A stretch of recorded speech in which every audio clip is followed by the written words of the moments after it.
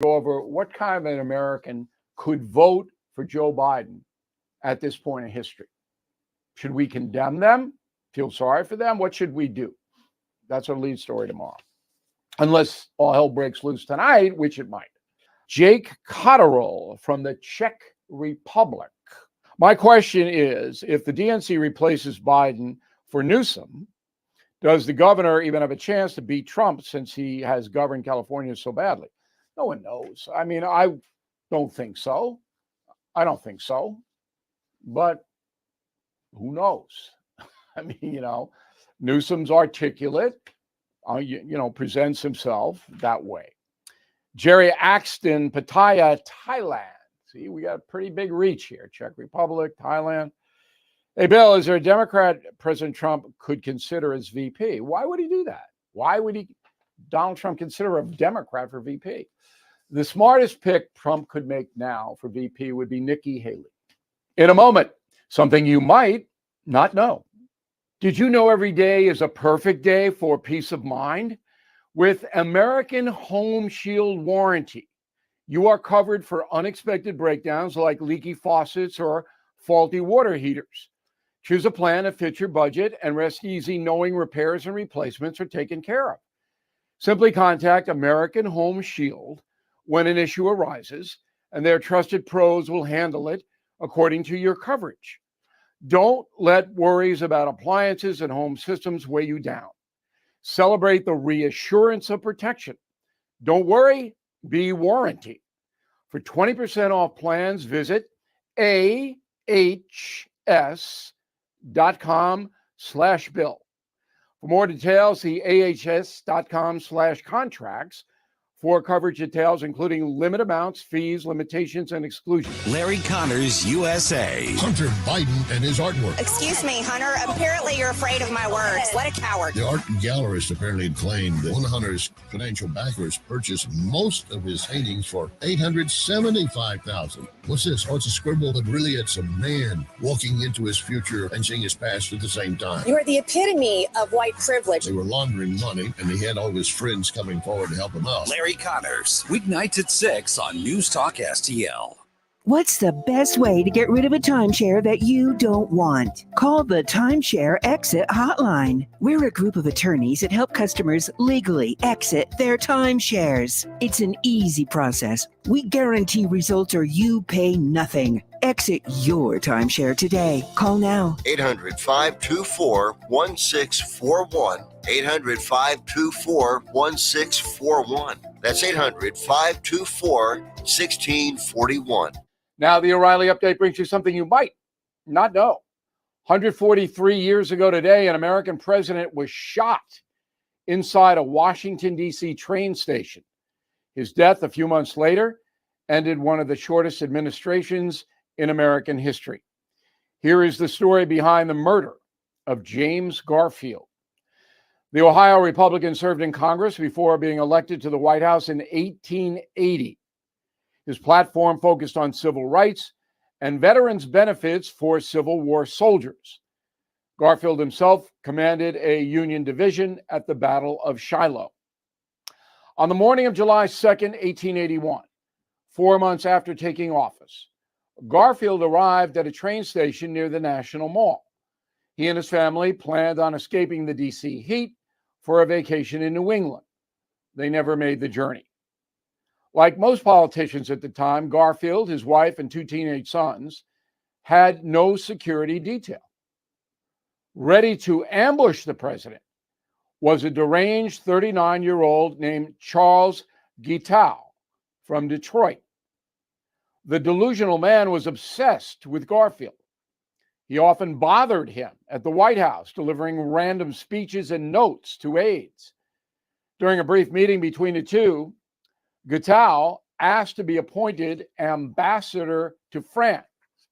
It was absurd. The man was imbalanced.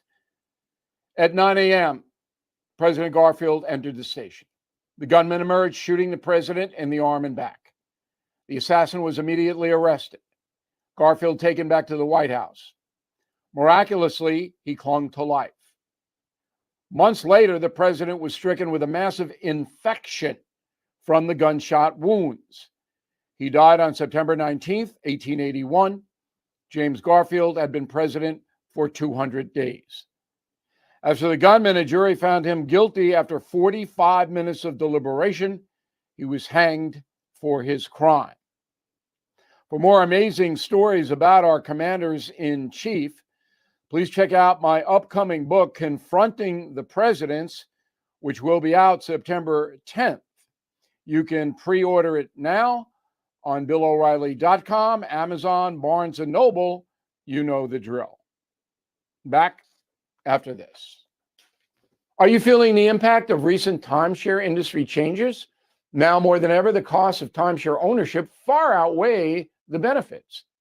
My friends at Lone Star Transfer are the only company I trust to help you get out. Our listeners' positive feedback demonstrates why I've supported the company for years. For more than a decade, they have helped over 20,000 owners get out of the timeshare. Their exclusive options can help you get out faster and easier, more than any other option in the country. They are the only company that will give you a written guarantee and release you from your timeshare in a specific time frame. With an A+ rating at the Better Business Bureau, thousands of 5-star reviews, customer service is their top priority. For free consultation and a guaranteed solution, please call 855-551-7066. That's 855-551-7066, or go to LoneStarTransfer.com. Thank you for listening to the O'Reilly Update. I am Bill O'Reilly. No spin, just facts, and always looking out for you. News, analysis, opinion. News Talk STL. KLGY HD3 Clayton, K270BW Bellefonte, KNBS Bowling Green. This is News Talk STL at 1019, 94.1, and always streaming at newstalkstl.com. This hour from townhall.com. I'm Keith Peters reporting. The Manhattan District Attorney won't oppose delaying Donald Trump's sentencing in his criminal case. Correspondent Julie Walker reports. Donald Trump's lawyers asked the judge in his case to delay his July 11th sentencing, and the Manhattan DA now says they would be open to a delay of up to 2 weeks. This all comes in the wake of the Supreme Court ruling Monday granting broad immunity protections to presidents. Trump's attorneys want Judge Juan Merchan to throw out his conviction, but Pace University law professor Bennett Gershman says he doesn't think that will happen. Even if a president has absolute immunity, a candidate for president doesn't. And I think that was Judge Merchan's thinking from the beginning. Julie Walker, New York. Defense Secretary Lloyd Austin says the U.S. will soon announce an additional $2.3 billion in security assistance for Ukraine. This package, under presidential drawdown authority, will provide more air defense interceptors, anti-tank weapons, and other critical munitions from U.S. inventory. Austin says Ukraine is not alone and the United States will never waver in its support. Ukrainian President Volodymyr Zelensky said that Russia had dropped more than 800 powerful glide bombs in Ukraine in the last week alone. Senator Bernie Sanders says he is not confident President Biden can win the election this fall in the wake of last week's debate. But like most of the rest of the Democrats in Congress, he says he does not want Biden to step aside. The Vermont senator's unyielding support for the embattled president highlights the divide between the Democratic Party's leadership and the private conversations of many donors, strategists, and party insiders who want to replace Biden to avoid what many see as certain defeat this November. On Wall Street, the Dow by 162 points, the Nasdaq rose 149. More at townhall.com. They're Trump's most diehard fans in the front row at every Trump rally. You had to love the United States of America. You had to support Mr. Donald Trump's re-election. Trump's Front Row Shows is the new 2-part documentary offering the first inside look at the men and women standing shoulder to shoulder with Trump in the greatest political movement in American history. The kind of basis for all the rallies, there's like dead fans. Like-minded people following their hero all around the country, exhausting their bank accounts, camping out for days in the freezing cold and scorching heat to support Trump's re-election and make America great again. The Front Row Joes are very successful, incredible people. Trump's Front Row Joes, from executive producer Sean Spicer, former White House press secretary and communications director for President Donald J. Trump. Friendships I've made over the years as a Front Row Joe, it's probably the best part of it. Don't miss Trump's Front Row Joes. Watch it now. Go to salemnow.com. salemnow.com. Texas plans. From the Michaels Flooring Outlet Weather Center. I'm First Alert 4 Chief Meteorologist Steve Templeton. An active pattern on the way for both Wednesday and Thursday. We'll have to watch for a couple severe storms at times. Not in the morning on Wednesday, although there could be a couple spotty showers, a low of 75. Mostly cloudy, humid, and 90 for the high Wednesday.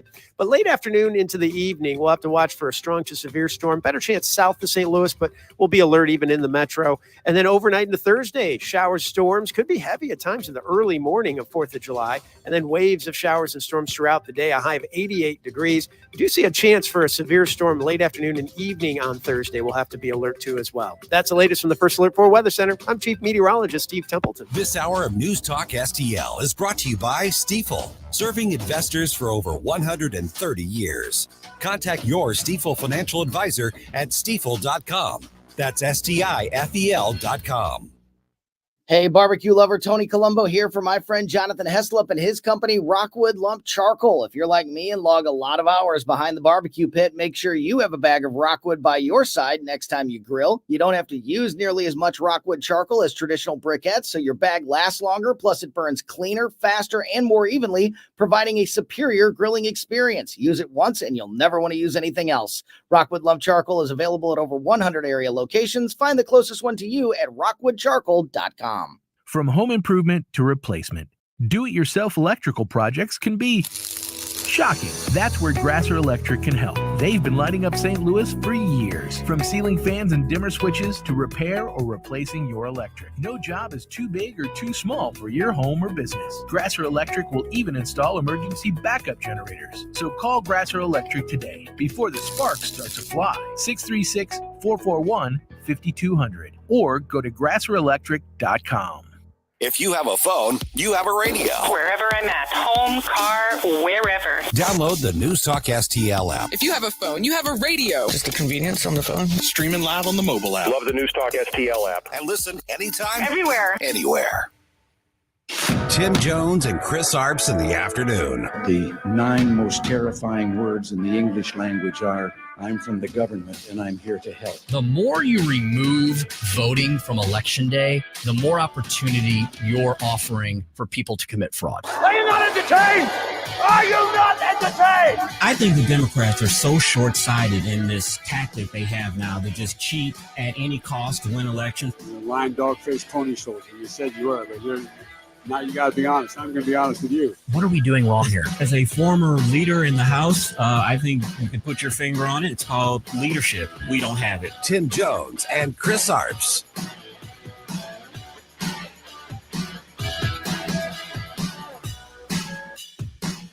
Good afternoon. Happy Tuesday. Welcome to the Tim Jones and Chris Arps Show here on a holiday week, Independence Day week. Thank you for joining us at 1019 94.1 News Talk STL, streaming worldwide on multiple platforms at newstalkstl.com. Well, if you heard or listened or watched the press conference of Karine Jean-Pierre this afternoon, you witnessed something that we really haven't seen, Chris Arps.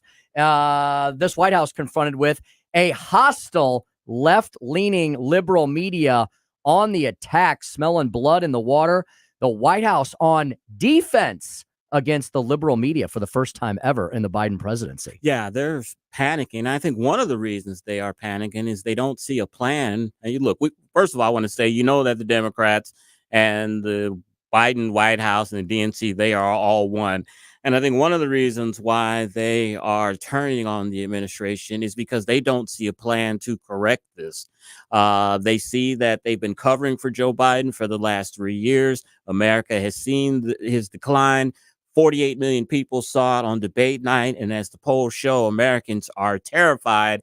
And they're like, you're still trying to gaslight the American people and tell us that Joe Biden is fine. What is your plan? They don't see one. And I think the dam is about to break. It has broke, Tim. The first Democratic congressman has called for Joe Biden to step down. He is Lloyd Doggett from Texas. He said, quote, "I represent the heart of a congressional district once represented by Lyndon Johnson. Under very different circumstances, he made the painful decision to withdraw. President Biden should do the same." And there are some other politicians that haven't come up to that level yet, but they're sending a lot of signals that, Joe, you need to reevaluate your campaign. When sitting elected Democrats start calling for Yes. you to step down from office, Yeah. when the liberal media, and not just any liberal media, not just some hack blogger somewhere in his mama's basement, when the New York Times and the Atlantic Monthly, and when sitting congressmen and women, and I've heard there's going to be several more that are going to be coming out, when they start calling for Joe Biden to step down, what does a dog like Joe Biden do? A dog-faced pony soldier, I should say. Chris, I think Tucker Carlson was listening to our show yesterday because he tweeted out something that reminded me of something you said yesterday. It was echoes of something you said.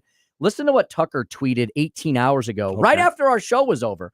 All this nonsense you read about how only Biden can make the decision to leave is just so absurd.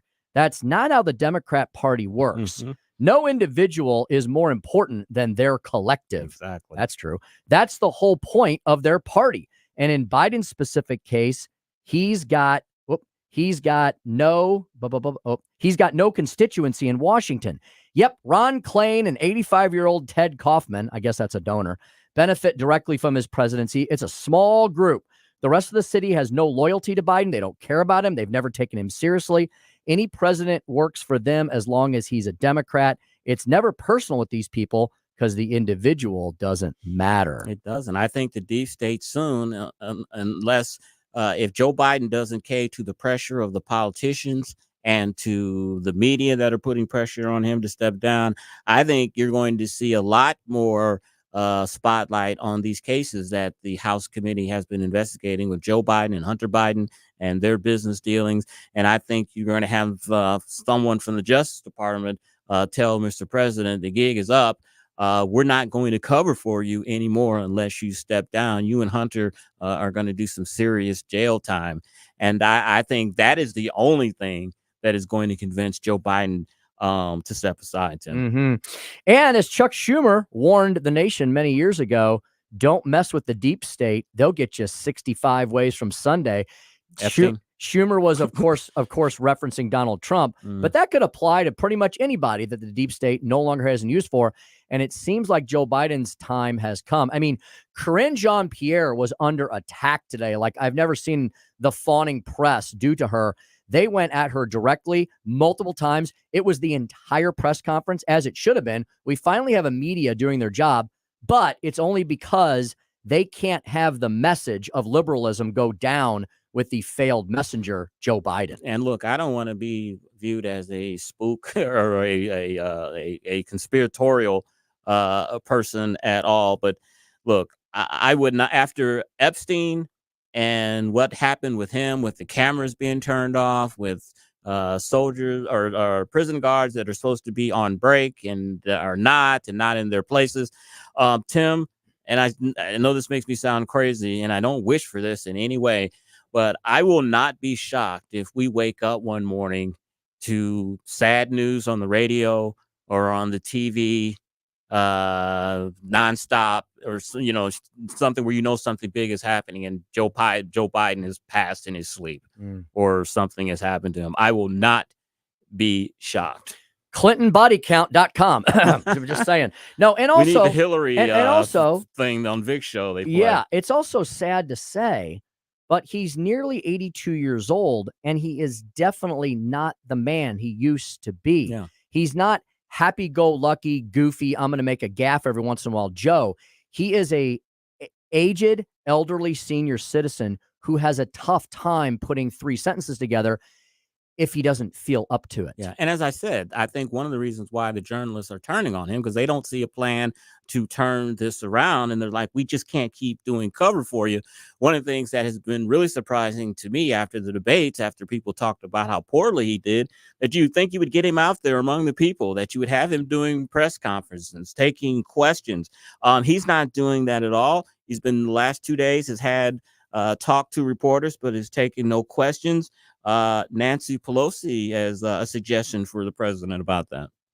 I think my recommendation to is for him to have some interviews with serious journalists, you among them, a serious journalist, no holds barred, any questions fair, and just sit there and be Joe. Show your value, show your knowledge, show your judgment, show your empathy for the American people, and I think that would be a great thing for him. Not one, maybe two, a couple of those. Tim, Nancy's being a team player there, but she knows, I know, you know, and everyone listening to us know that will never happen. Joe Biden will sit down with a no holds barred interview with somebody for an hour and do that. She's taking one for the team and saying this is what he needs to do and he can do it, but she knows in her heart of hearts he's not capable of doing that. And it won't happen. Her messaging also in response to the Biden question, as we're now calling it, which we've been calling it for 3 years. I love how the media has finally woken up and smelled the coffee. They needed to have a full frontal assault of reality last Thursday to see something that we've all seen and been questioned. Once again, the right-wing conspiracy comes true. But her messaging on this has definitely changed. And Chris, you know what they're going to try to do this weekend? I heard this on our, I think it was our 3 o'clock report, our town hall report. Joe Biden is going to sit down with George Stephanopoulos. Oh, my God. Okay. That's either going to be one of two things. It's going to be a complete puff piece with softballs because George Stephanopoulos is the Clinton bagman. Yeah. Check George for knee pads during the interview. Right. Or Biden's going to have another moment. It's going to be a disaster and we'll never see the thing aired. Or it'll be so chopped up. They'll chop it up. I think they're going to record it on Friday and probably air it over the weekend. It'll be so chopped up and edited, Chris. We'll see short clipped answers from Biden. And then they're going to say, Chris, look, he's fine. I think at this that doesn't qualify. Yeah, and I think at this stage of the game, the American public won't be convinced by that. And I think the media won't be convinced like that. They want to see the president of the United States do a live sit-down interview in prime time. That's important, too. Not between 10 a.m. and 4 p.m. when he's cognizant. Do it in prime time like all presidents do press conferences doing prime time. Cut 6, Joey. LBJ or the media is talking about people bowing out, about Biden bowing out. You had this congressman talking about people bowing out or bowing out. Even historians, Tim. I shall not seek, and I will not accept the nomination of my party for another term as your president. Do you see echoes of 1968 in Johnson's decision now, or is that a stretch? Obviously, the fact that we have the Democratic Convention in Chicago this August, so there are going to be these comparisons made. And at one point, Lyndon Johnson, before he dropped out, asked the great former Secretary of State, why am I going down in the polls? Why am I not likable? What's going on here? And Atchison had the temerity to look at Johnson and said, because, Mr. President, you're not a very likable fellow. And the point being, Joe Biden has, if you surround yourself with yes people and family, and you say polls are all made up and the media's out to get you, and then you start becoming insular. Tim, you're a lawyer and you're good at reading through double speak and everything. Can you wade through that and tell us what exactly is he saying to Joe Biden? He's, I think, encouraging him to go away. Yeah. Long story short. And I heard a similar quote, Chris, today from Bob Woodward of the famous Woodward and Bernstein. Yeah. He basically said something, and they're all saying, well, now that you ask, we've seen Biden at his worst. Like, they're all admitting that they've seen these things and they've seen this president that we all saw last Thursday. They're all admitting that it's there and exists. No. Yes. Could you package up Joe Biden, wrap him in bubble wrap, stick him somewhere in the corner of the Oval Office, and have everybody run the country around him? Well, that's pretty much what they've been doing.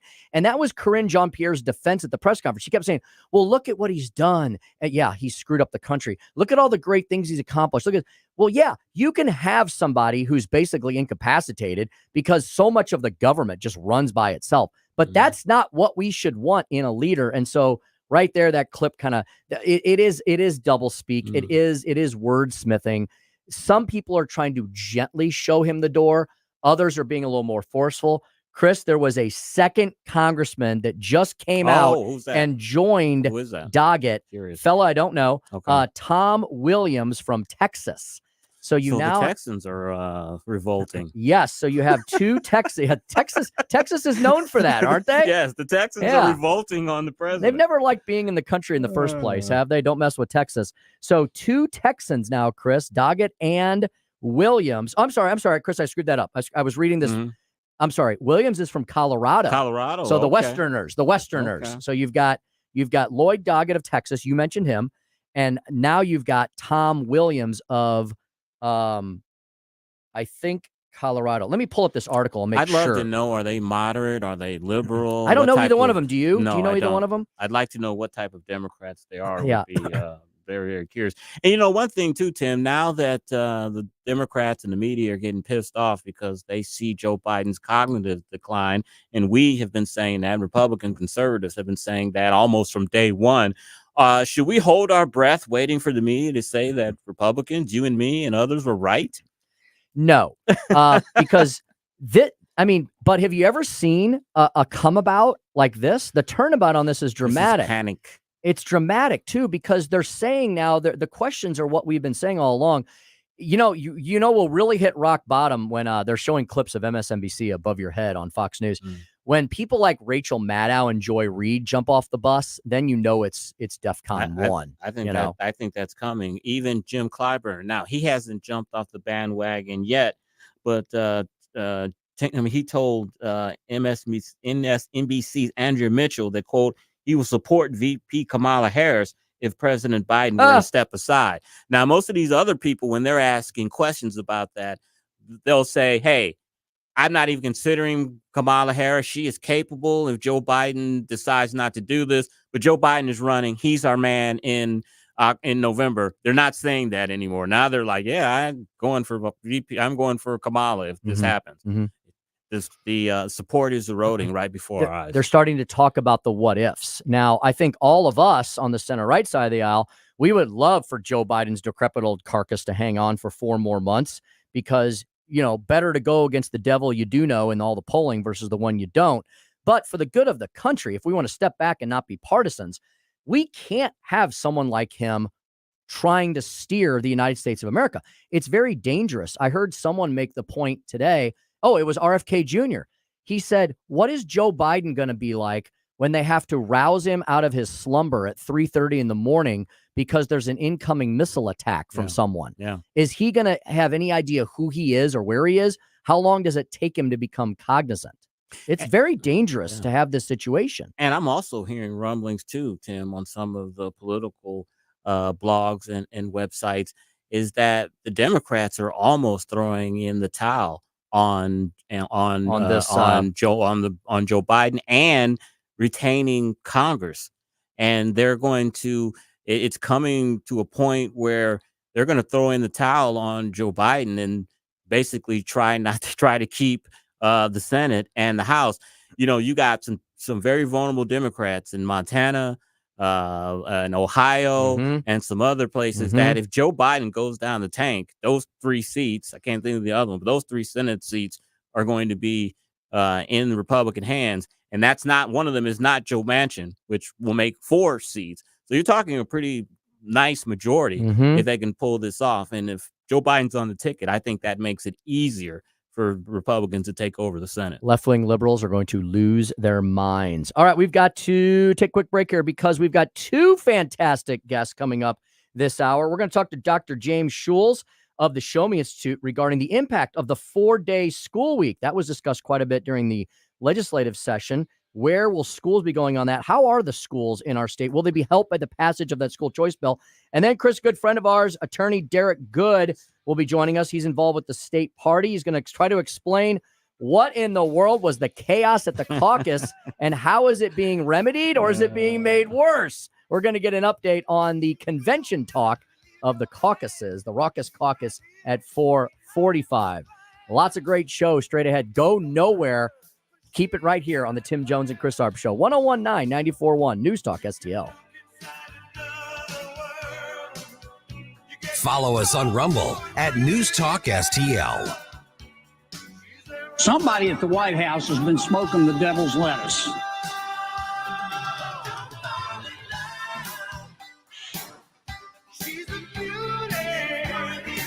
From the Michaels Flooring Outlet Weather Center. I'm First Alert 4 Chief Meteorologist Steve Templeton. An active pattern on the way for both Wednesday and Thursday. We'll have to watch for a couple severe storms at times. Not in the morning on Wednesday, although there could be a couple spotty showers, low of 75. Mostly cloudy, humid, and 90 for the high Wednesday.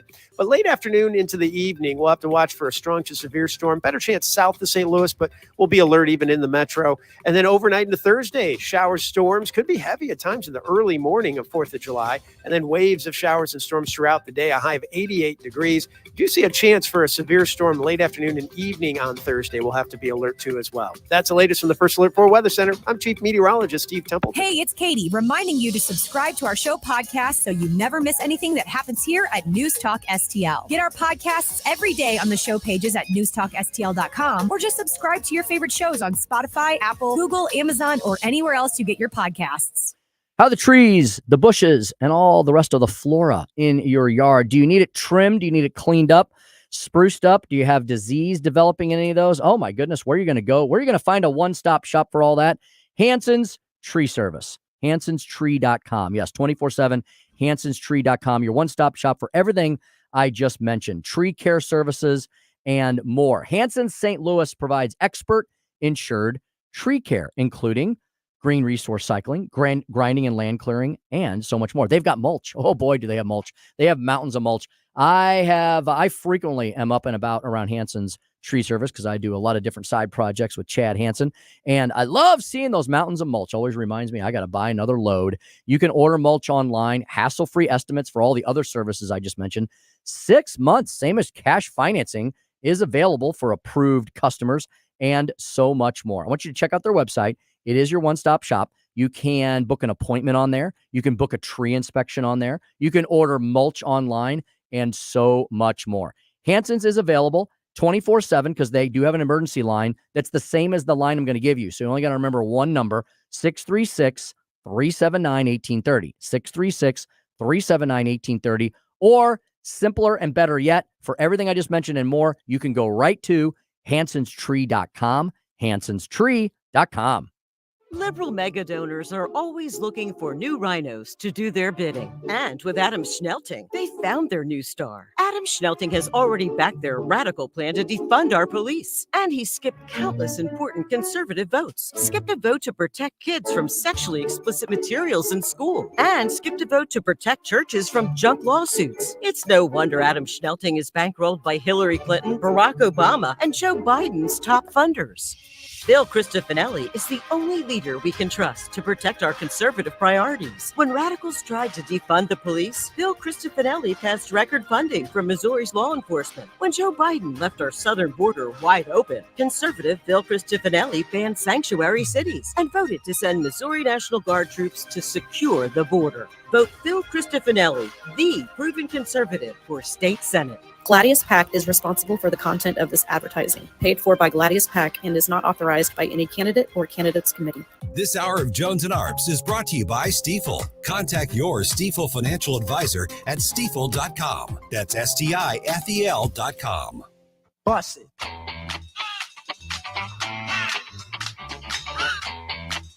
Follow us on Rumble at News Talk STL.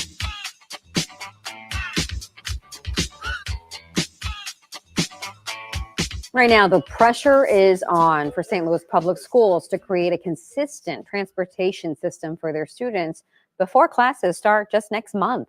Now, school leaders are considering serious changes. The district says that they have chronic bus absenteeism due to the bus driver shortage. So tonight's meeting will take place just behind me at the central office, and it will be a final proposal and presentation about ways to solve this transportation issue. First, the school would change its start and end time to create 3 tiers 65 minutes apart. They also want to team up with Metrobus to help get high schoolers to class, and the district is looking to reduce about 70 bus routes.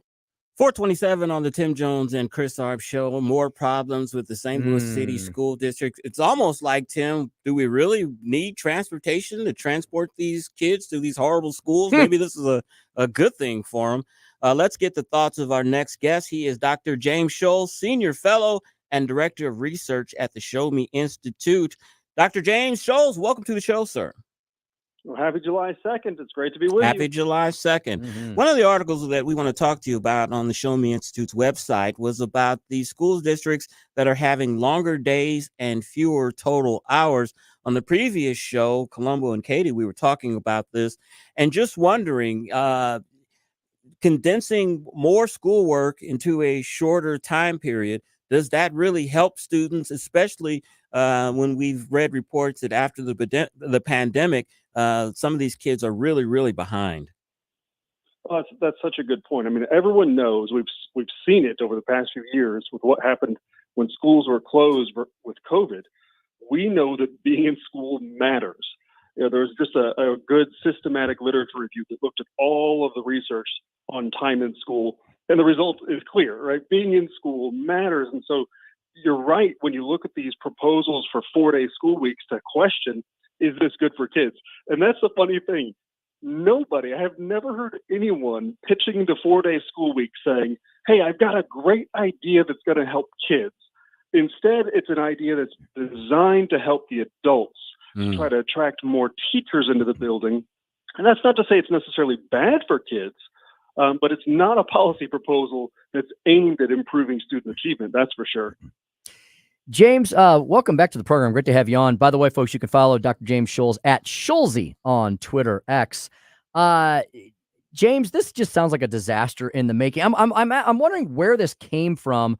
It seems like it's maybe, like you just pointed out, maybe really great for teachers and administrators, not so great for parents and children. Is there a funding problem going on? Because the last time I looked, James, our state budget has record funding for education, both K through 12 and higher ed.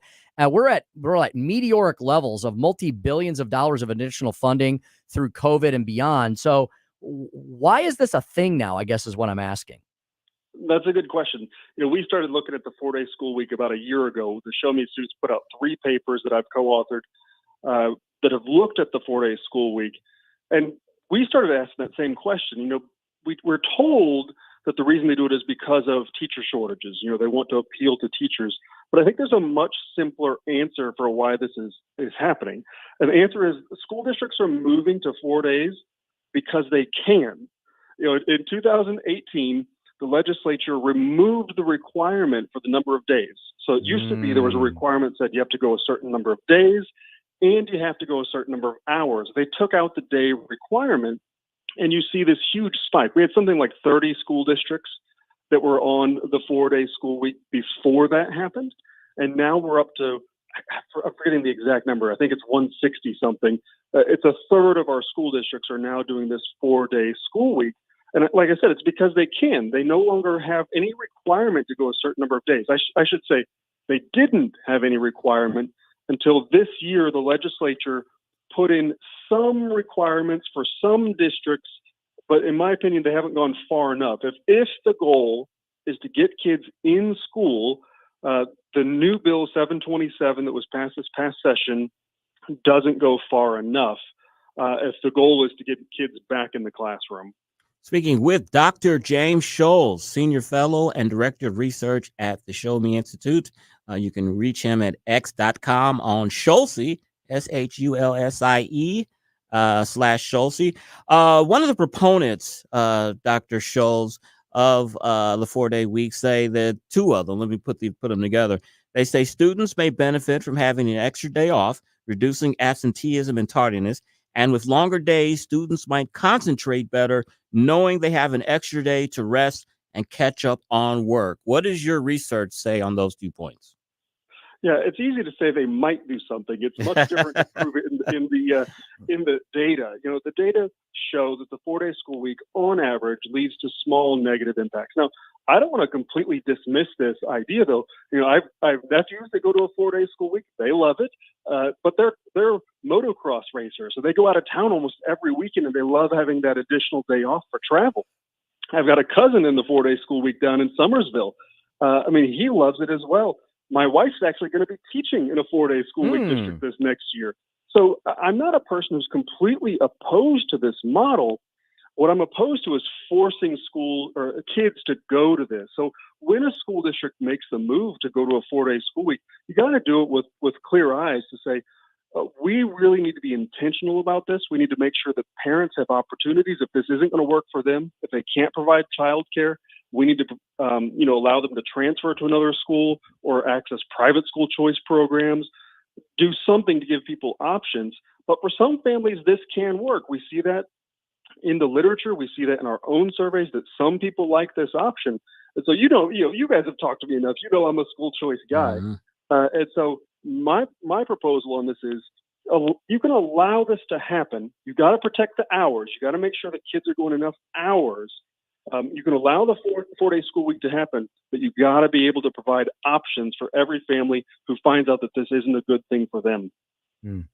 Dr. Shuls, glad you went there because that's a perfect segue to my next question. By the way, folks, we're speaking to James Shuls, Dr. James Shuls, Senior Fellow, Director of Research at the Show Me Institute, showmeinstitute.org. There's a brand new report out, Longer Days and Fewer Hours, examining the 4-day school week in Missouri. You can find that at showmeinstitute.org. You point out, Dr. Shuls, that one of the problems here is a problem of basic math. They're not replacing the total hours according to your calculations. You tweeted out on Twitter X that switching to a 4-day school week in most situations leads to an 8.3 hour reduction in learning time for students, roughly 1.25 days of learning each and every week. Dr. Shuls, I mean, there's reports everywhere showing that our kids were already set back during the COVID crisis, and probably very unfairly, thanks to the left and the teachers union shutting down schools, not letting kids go back when they likely should have been, even the New York Times admitting as such. So the last thing we need to do is to be reducing learning further while we still have a lot of catching up to do with our children, our future, right? Absolutely. And I want to say that estimate that I have there is a cautious estimate. See, what we saw after that 2018 removal that I talked about before, where they removed the day requirement, is school districts were already trending to fewer hours. I'm going to have another policy brief coming out probably in the next month, explaining how that bill in 2018 led to less learning time for all students, not just students in 4-day school weeks, but across the board. We're seeing reductions in the number of hours. And so you have this trend in Missouri where they're already trending down in the number of hours, and then you have an additional loss when they move to the 4-day school week. So if you're going to make that move, the Fox School District has considered this in the past. I'm sure other superintendents around the St. Louis area have thought about this in the past. If you're going to make this move, or if you're a parent in a place that's thinking about this, you've got to be a hawk on watching those hours and making sure that they don't just add a little bit here and it doesn't make up for it, because being in school matters. We've seen it time and again in our own experiences. We've seen it in literature. Being in the seat matters, and so you got to protect that time. Dr. Shuls, one of the bad things I think about the 4-day week work or 4-day school week, what do families do that have young children on that 5th day when they don't have the automatic childcare? What has been the solution for these families in your research? Yeah, well, we didn't specifically look into this to explore what are all the things that people do. I mean, some places will offer some forms of childcare. It may be the case that the school district offers it, but you got to pay for it, which you didn't have to before. But that is a big concern. The people in our survey, when we surveyed parents and asked, would you prefer a 4-day or a 5-day school week? People who didn't have childcare were the most likely to say they want a 5-day school week. And so, again, any district that's making this move, they've got to be thinking about protecting those hours. They got to be thinking about what are we going to do for the students on that day off? And it's not just the elementary students. You want to provide options for those high school students. I mean, be intentional about creating some sort of work programs or some sort of internship programs. I mean, there are things that you can do to make this model not as bad as it might be if you don't pay attention to those sorts of things. So be intentional if you're going to move to this. But again, I go back to my home base. My home base is we shouldn't be forcing anyone into this. We should be allowing people to have options in terms of their kids' school. Mm-hmm. Dr. Shuls, you mentioned that you're a huge fan and proponent of school choice. I think that makes all of us who are speaking with you right now, and yourself included. There was a bill passed in the Missouri legislature this year that, of course, like every bill that tries to tackle the issue of doing something differently with education, some form of accountability, some form of choice, of course, it was attacked from all sides, every which way from Sunday, but it had enough support in both the House and the Senate to make it across the finish line. The governor has already signed that bill. Your thoughts on Senate Bill 727 and the choice options, the expansion of the choice options that were in that bill?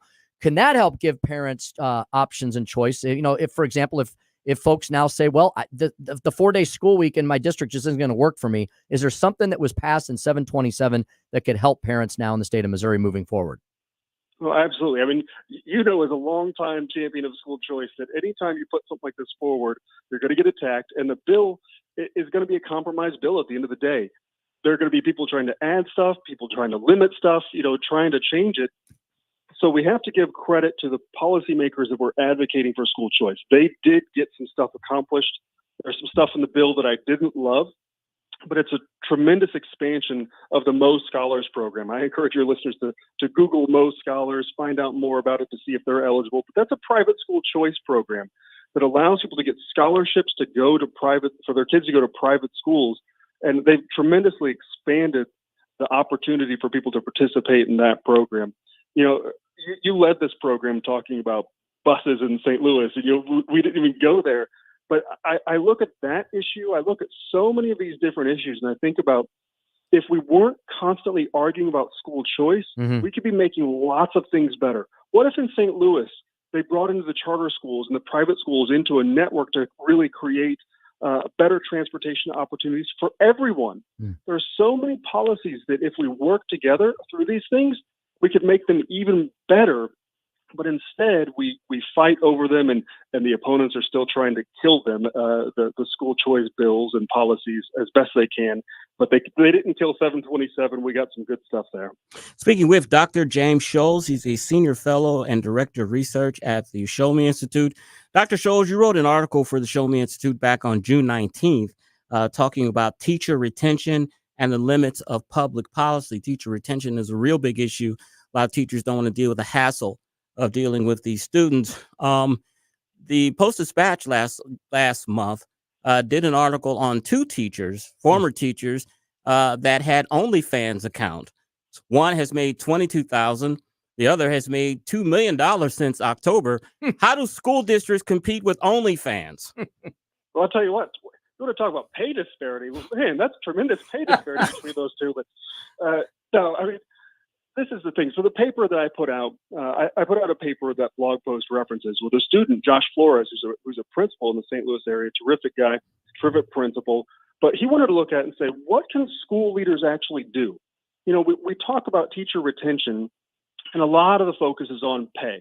A principal doesn't have the control over pay. That's usually set at the district level. You can't give people raises if you're a principal. So what can a principal do? And so he really focused on, you know, the things that you could do within the building. And that's the blog post that I had plays off of that paper that he wrote, that my student wrote, to basically say so much of what impacts teacher retention is controlled at the local level.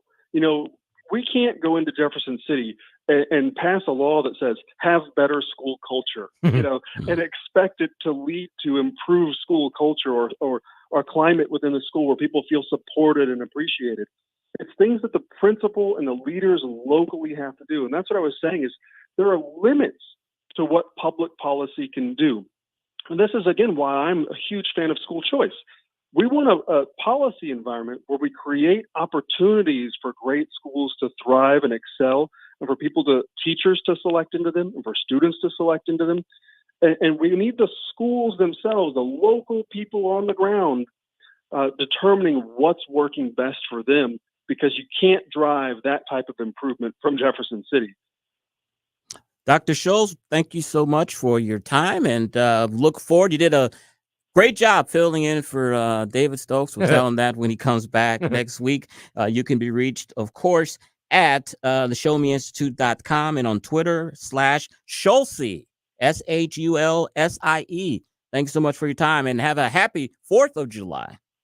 Happy 4th of July. Thank you, sir. Mm-hmm. And coming up, we've been building it up a little bit, Tim. We're going to have Attorney Derrick Good. He's also a state committee man from Jefferson County.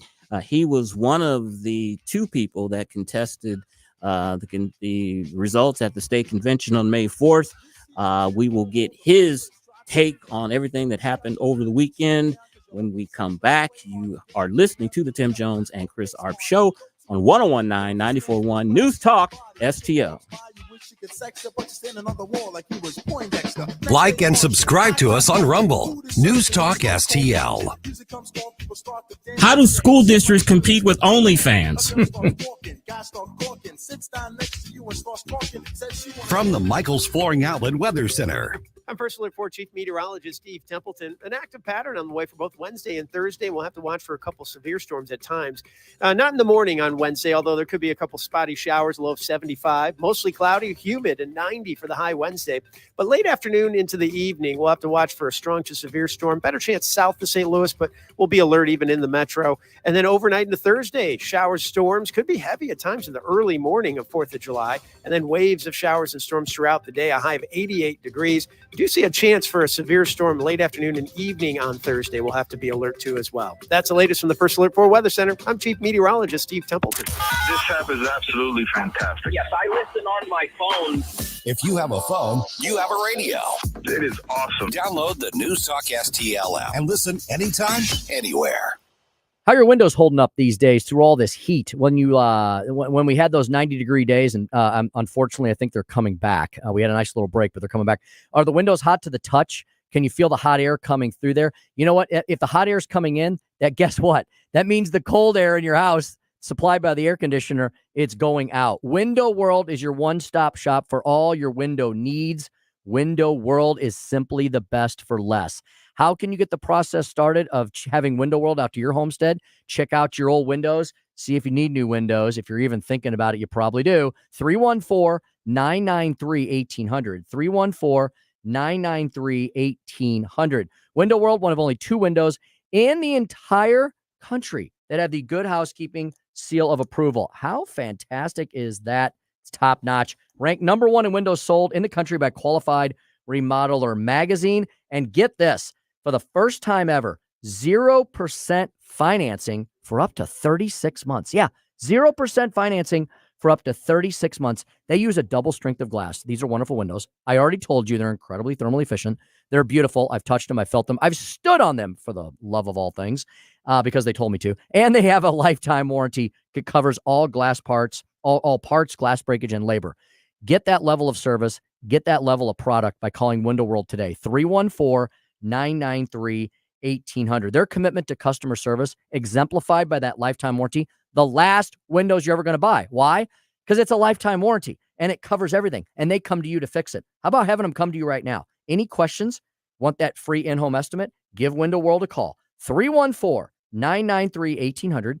314-993-1800. Online, 24/7, always available. WindowWorld.com. WindowWorld.com. Hey, it's Tony Colombo for my friends at A+ Plumbing and Drain, and they truly are our friends because they have done it all at our house over the years, from putting in a new faucet to installing a whole new bathroom from scratch. The team at A+ has always done great work for a great price. A+ Plumbing and Drain is a local family-owned business that can take care of all your plumbing needs and specializes in new construction and home renovation.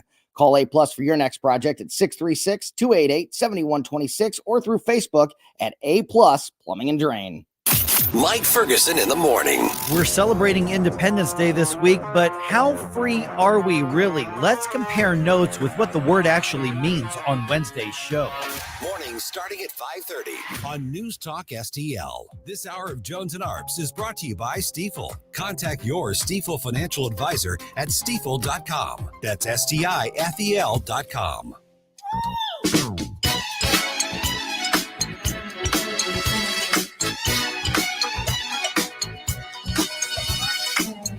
Like us on Facebook at News Talk STL. The RNC is less than 3 weeks away, and the Milwaukee Fire Department says it's ready to take on anything that may come its way. Deputy Chief Darren Peterburs leads the RNC division within the department. We're prepared not only for the RNC, we're prepared to protect the city during the RNC. He says those plans were based on a $75 million grant from the federal government that covers all the public safety agencies responsible for the convention. Nearly a dozen of our local fire departments are sending some of their teams to help. I've honestly never had more confidence in our fire department, and just the preparing, working with the Secret Service, everything's been going really well. 4:47 on the Tim Jones and Chris Arps show. And as you heard in that clip, the Republican convention is 3 weeks or less away. You would think that everything is tied down and people are ready to head to Milwaukee. But we have a little business still in Missouri regarding our delegates. And we have on the line with us Attorney Derrick Good. He is a state committee man from Jefferson County. He was one of the committee people who contested the May 4th results of the convention. And so we have him on the line with us to give us more details on that. Derrick Good, welcome to the show, sir. Thanks, Chris. Always a pleasure. And Tim and I gave our disclaimer that you are good friends of both of us, so we have to throw that out there, of course. Derrick, there are a lot of people after the announcement over the weekend that thought that they were going to the convention in Milwaukee, found out that they possibly will not be going to the convention. Can you give us the skinny of what exactly is going on? Well, it's a shame that timeframes are so tight when you do things like this too, right? So there's not a lot of time to get through some of these processes without it being feeling like it's really late in the game. But when we attended the convention back on May 4th, there were several things that happened that made some of us feel like the results should have been invalidated. And the RNCs agreed with us. There was really three major things. The credentialing went bad. The rules were changed, which they shouldn't have been. And then lastly, the thing we haven't talked a lot about is they never bound the delegates to Trump. Derrick, I was not at the convention. Thankfully so now, in retrospect. Chris was there. You were there. But Derrick, I felt like I was at the convention because my phone was blowing up the entire day of the convention. I was actually down in Florida at, get this, an election integrity conference. How ironic is that? Derrick, but what I was getting in real time, which was later confirmed with several folks that were at the convention, including some other state committee men and women that have been with the Missouri GOP for many years, was that the credentialing process was frankly put, and simply put, all screwed up. Now, that's a problem with the party apparatus, right? And so I think some people are now feeling like, what's the party going to do now? Just replace all the people it originally wanted thanks to their screw up? I think some people are feeling like maybe the fix is in. Can you straighten any of this out? And why was the credentialing such a disaster? Well, I don't know that we've ever really gotten an answer on what happened. But I can tell you that, when they finally credentialed it, Chris Howard stood up and read through all the names, and they verified who was there. So at that point, we did have a roster. But then when they started moving alternates up and so on, no one kept any record of that. So there was no record of who actually became delegates and who were the delegates. So there wasn't an accurate list. And I'll tell you that the RNC decision stopped at that point. Mm-hmm. But it also said that, hey, we recognize there were other points, including the changing of the rules. We didn't need to get there, but we can if we need to later. And from my perspective, I mean, look, the credentialing was completely screwed up, and it makes it really difficult to figure out what happened. But to me, the rule change was as bigger deal than the credentialing process.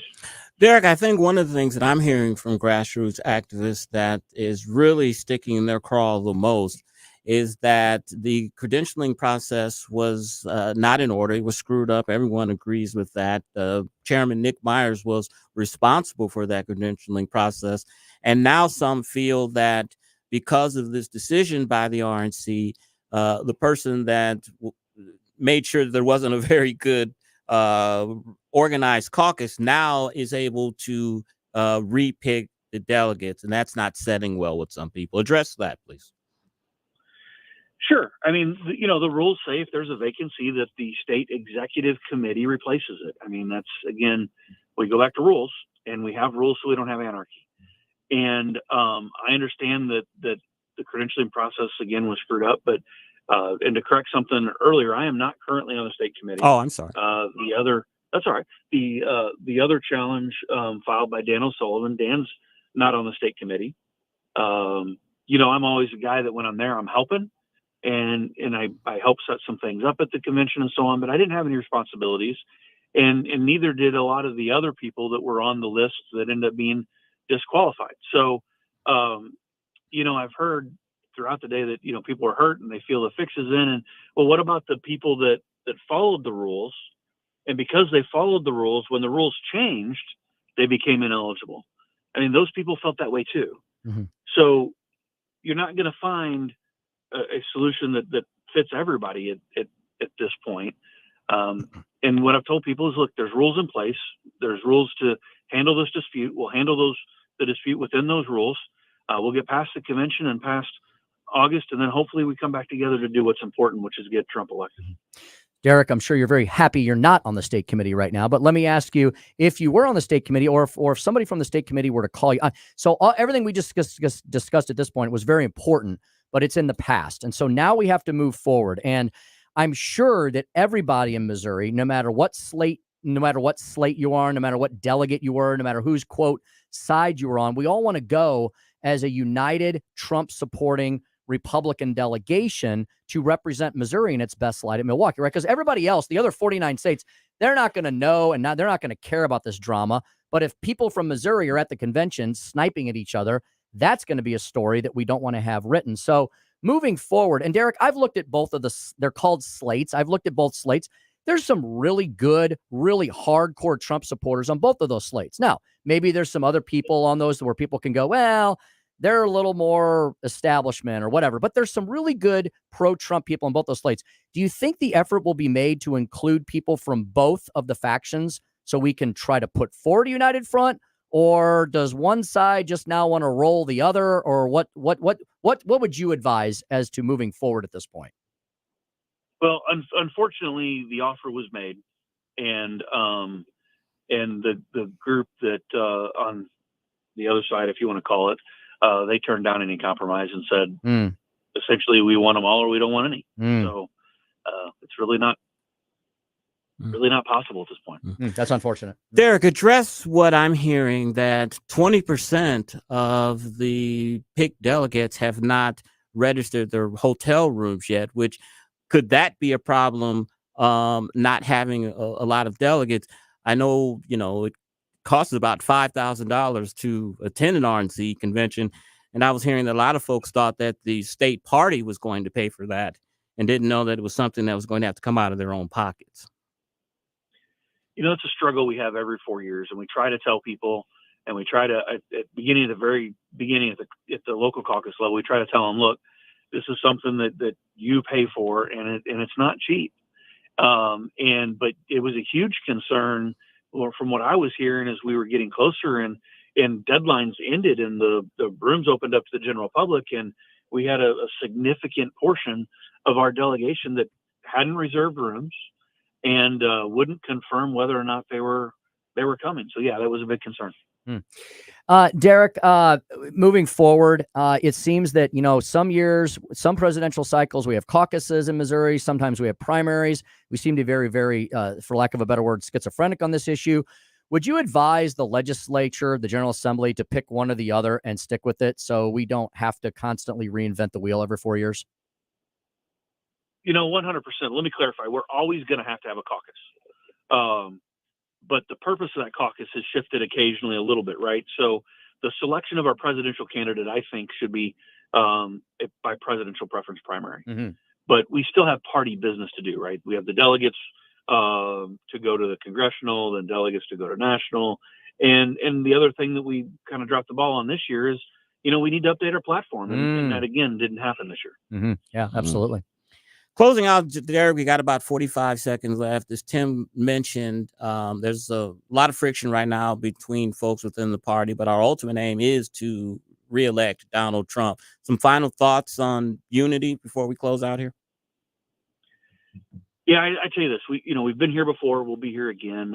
My hope is that the folks that are energetic and new, that they do stick around and that they learn and that we come together, we get Trump elected, and we continue to hold all of the offices on a statewide level. Thank you very much. That is Attorney Derrick Good of the Thurman Law Firm, discussing the events that happened over the weekend about the delegates. I'm sure we'll be talking more about this during the week and in the coming days leading up to the convention. Derrick, thank you so much for your time, my friend, and happy 4th of July. Thank you, Derrick. Thank you, gentlemen. Tim, we got Speaker Stump speech at 5:07. Yes, we're going to talk about, Chris, the day today. Today is the day it all began. What am I going to talk about? Today is the day it all began. I think I know. Is it GT?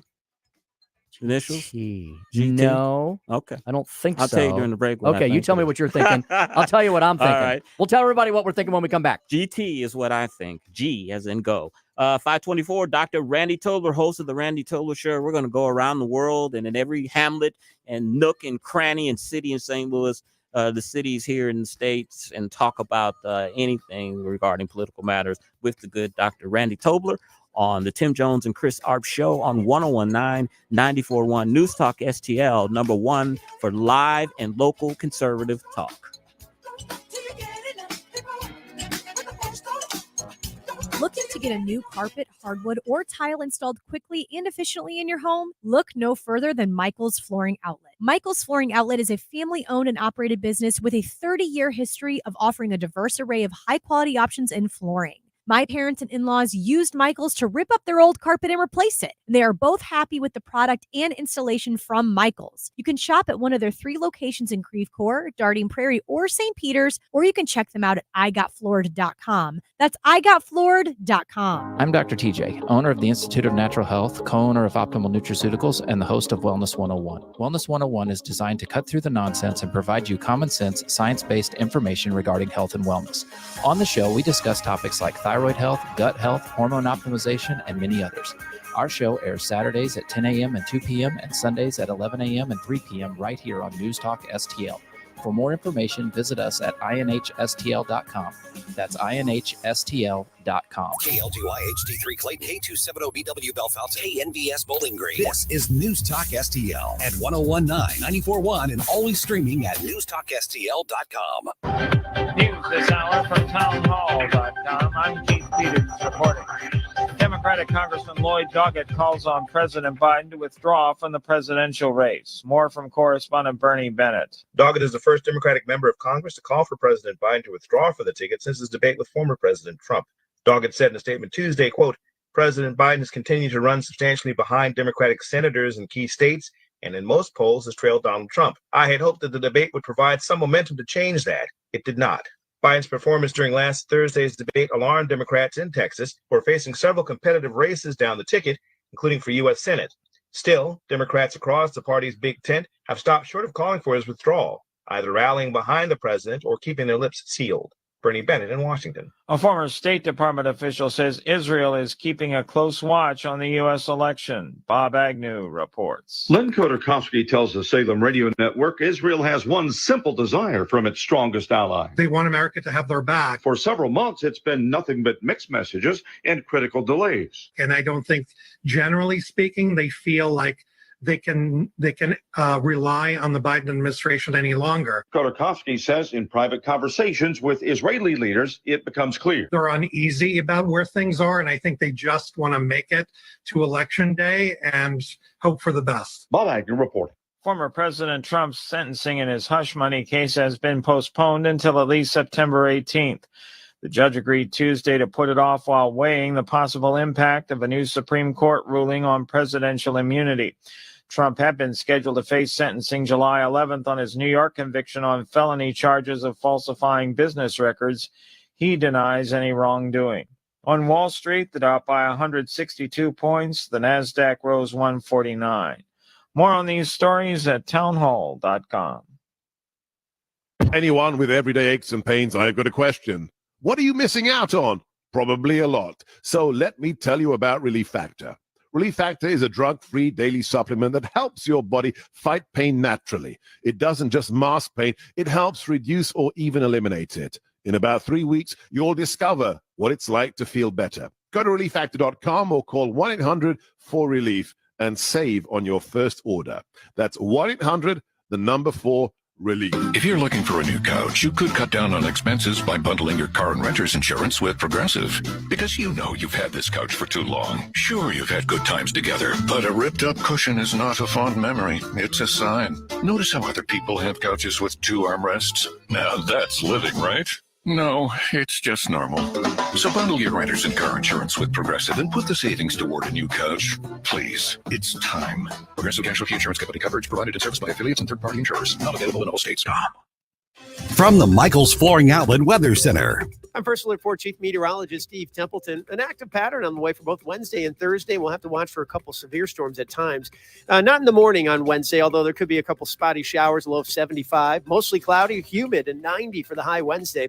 But late afternoon into the evening, we'll have to watch for a strong to severe storm. Better chance south of St. Louis, but we'll be alert even in the metro. And then overnight into Thursday, showers, storms could be heavy at times in the early morning of 4th of July. And then waves of showers and storms throughout the day, a high of 88 degrees. We do see a chance for a severe storm late afternoon and evening on Thursday. We'll have to be alert to as well. That's the latest from the First Alert 4 Weather Center. I'm Chief Meteorologist Steve Templeton.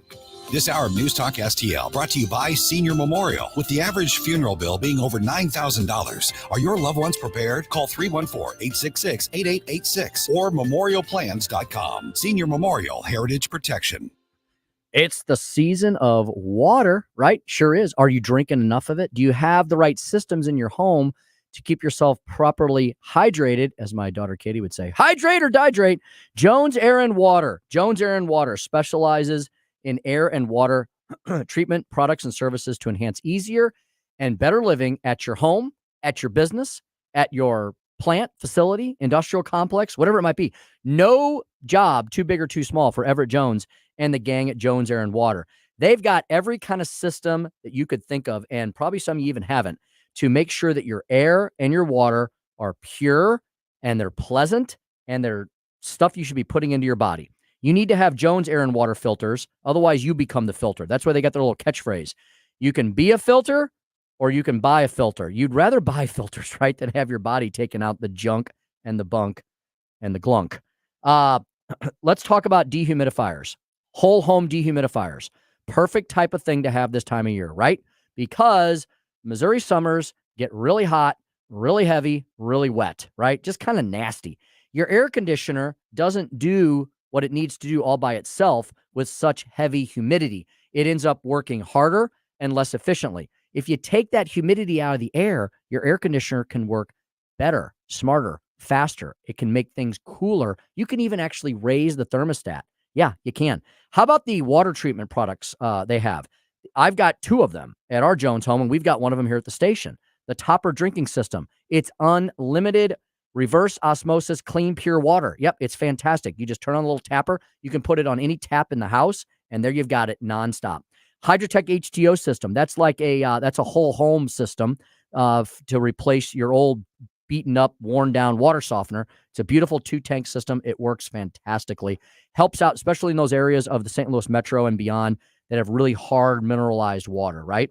Your swimming pool. Yeah.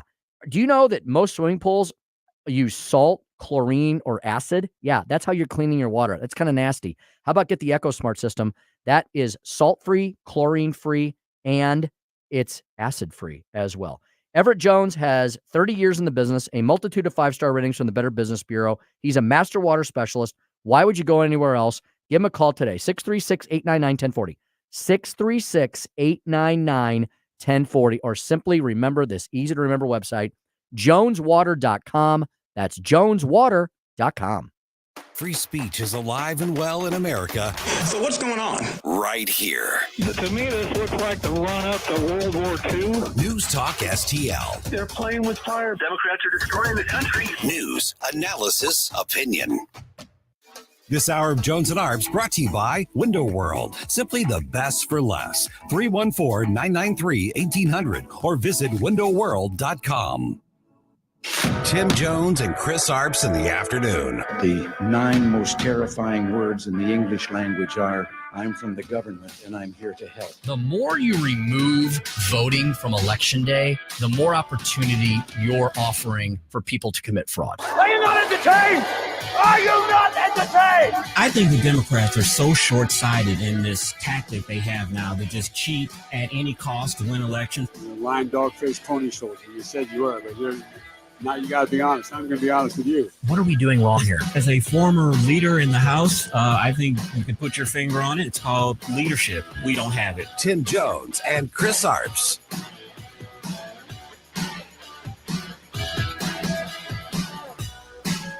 But remember, the biggest problem for our country is not Joe Biden's personal decline. It's that Joe Biden's policies are causing America's decline at a level that we've never seen before.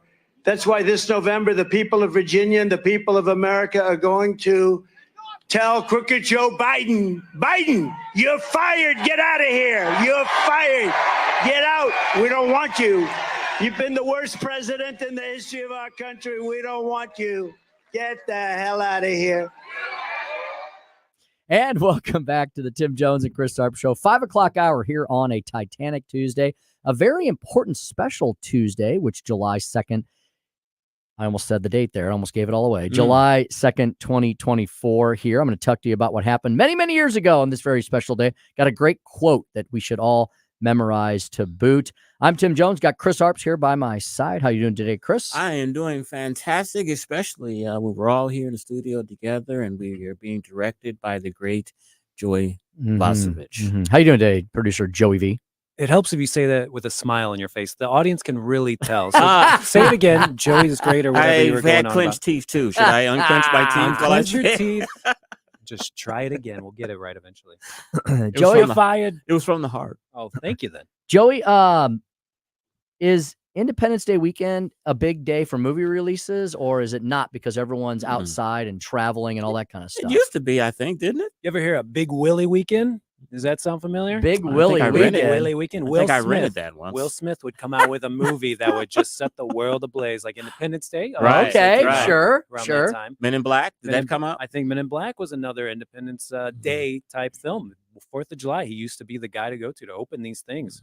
I don't know if there's anything that big. I mean, Inside Out 2 is what's really burning up the charts right now, and Quiet Place 3. There's nothing really too big this weekend. Go ahead, Tim. A friend of mine told me the new Will Smith movie. Bad Boys 12 or whatever it is. Bad Boys 4.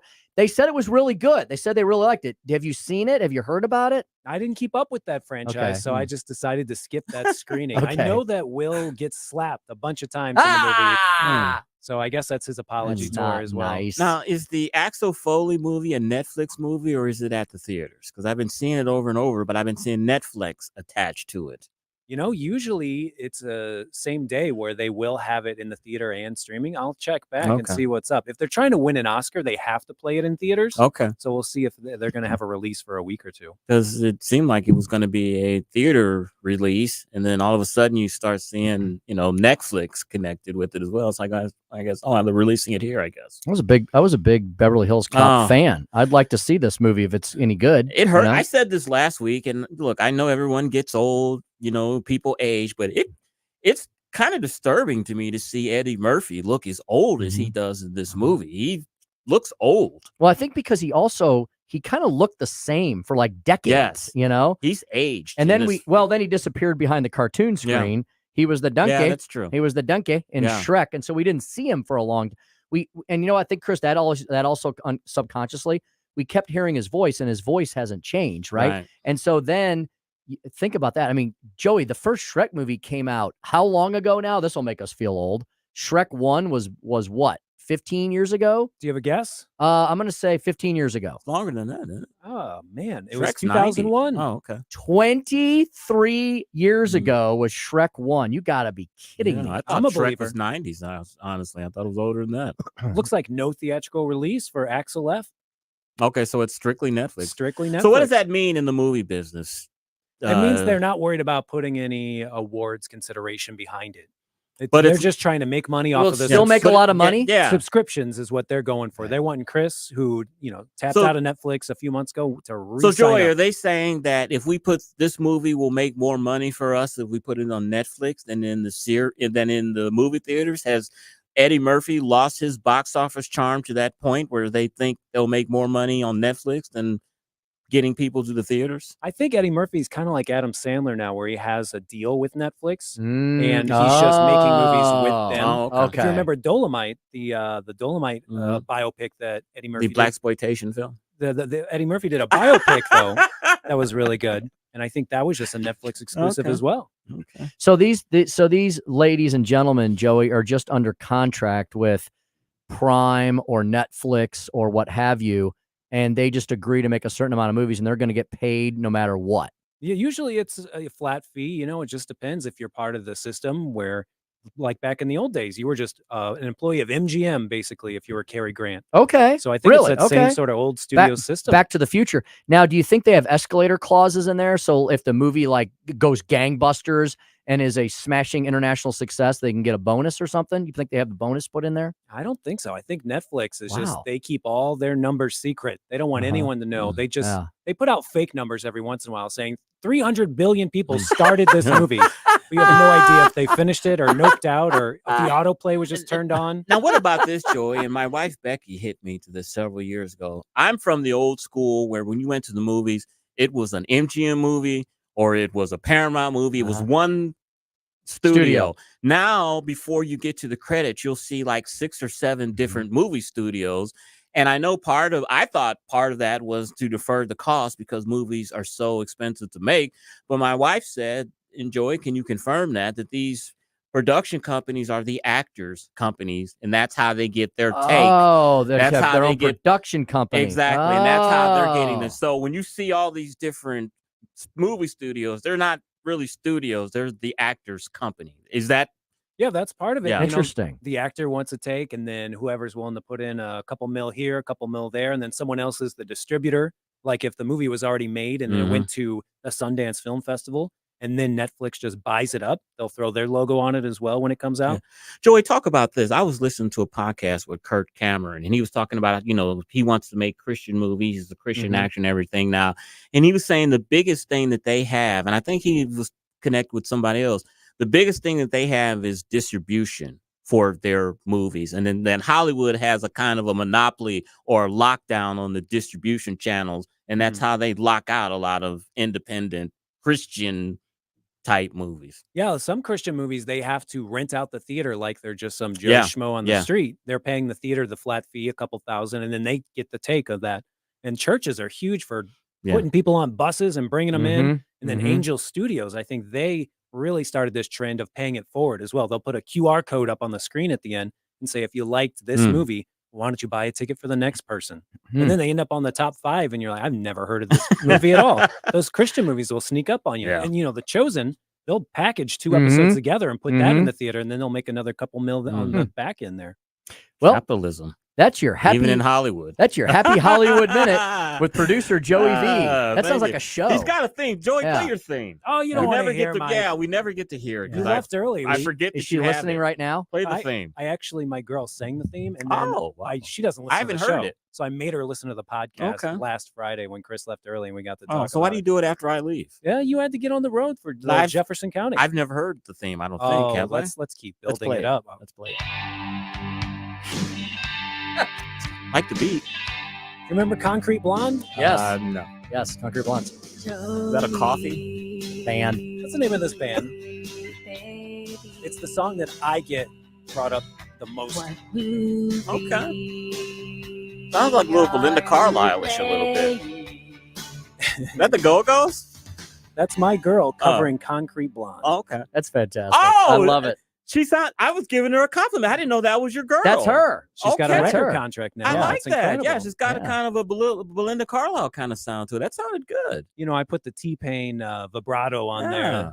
I tuned her up a little bit. So you were a Auto-tune. manager and audio engineer too? Of course. Okay. Take her down to Nash Vegas. Wow.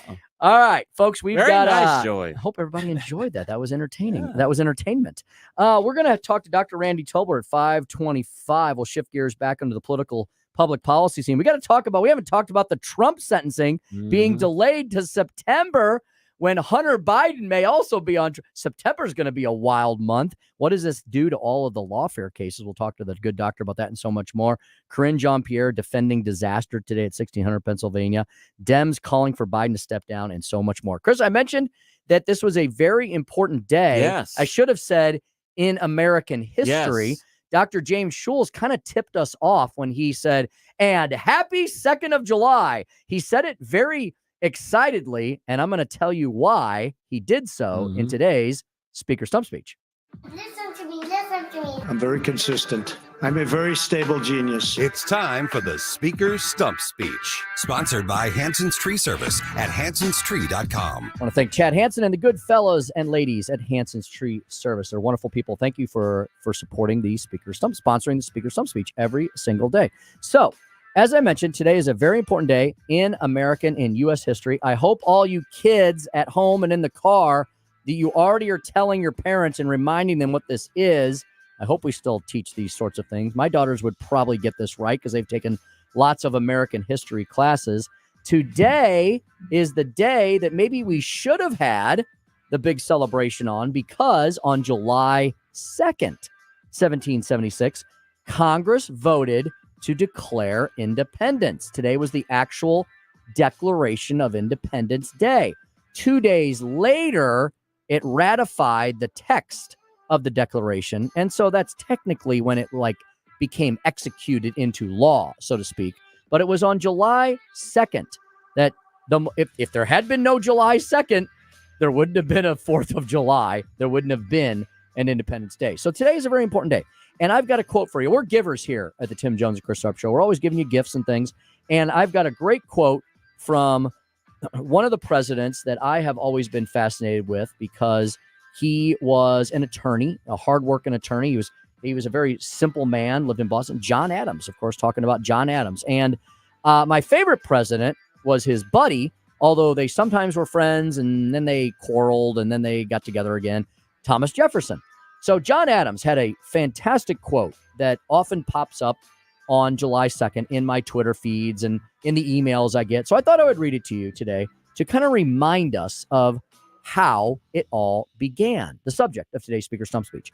John Adams said, "The 2nd day of July, 1776, will be the most memorable epoch in the history of America. I am apt to believe that it will be celebrated by succeeding generations as the great anniversary festival. It ought to be commemorated as the day of deliverance by solemn acts of devotion to God Almighty.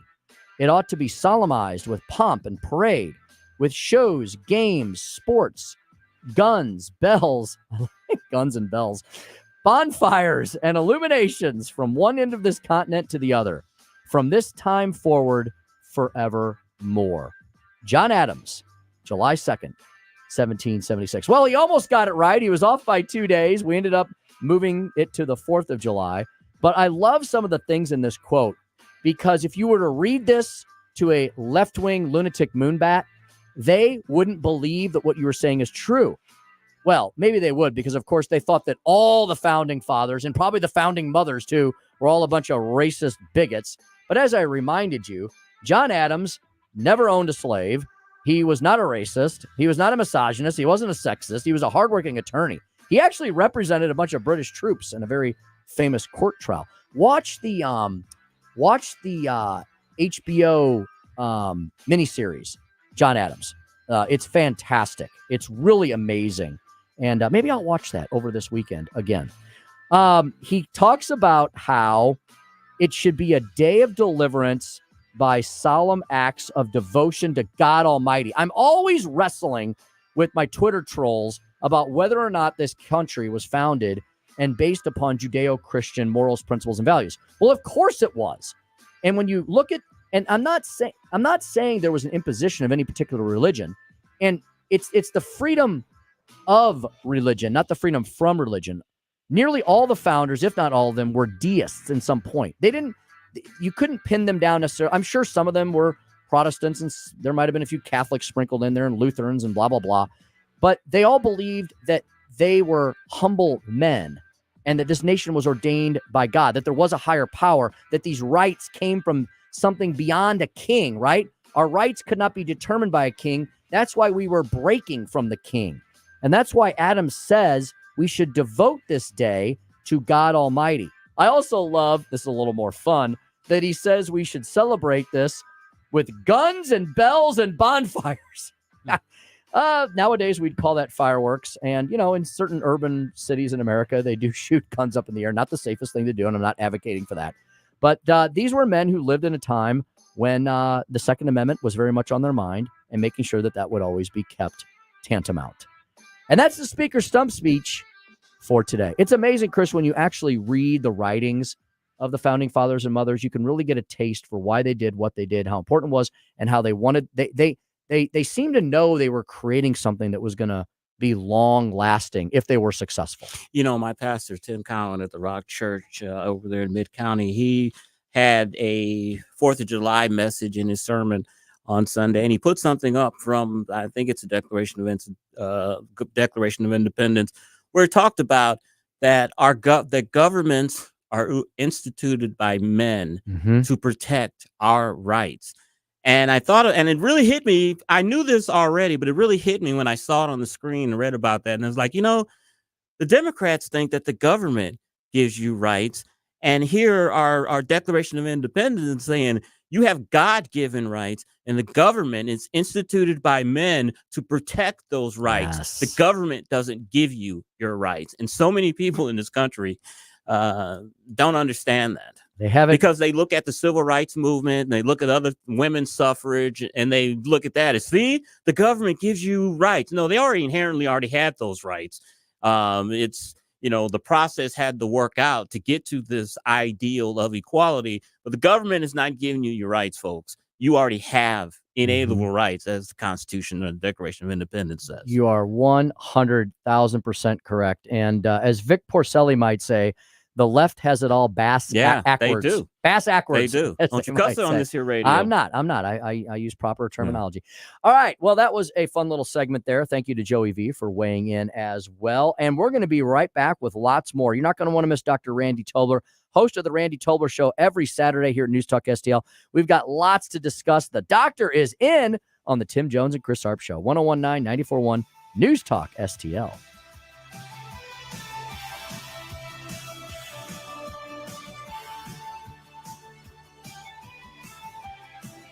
Watch us on our live stream using Rumble, Facebook, and Twitter. You're fired. Get out of here. You're fired. Get out. We don't want you. Get the hell out of here.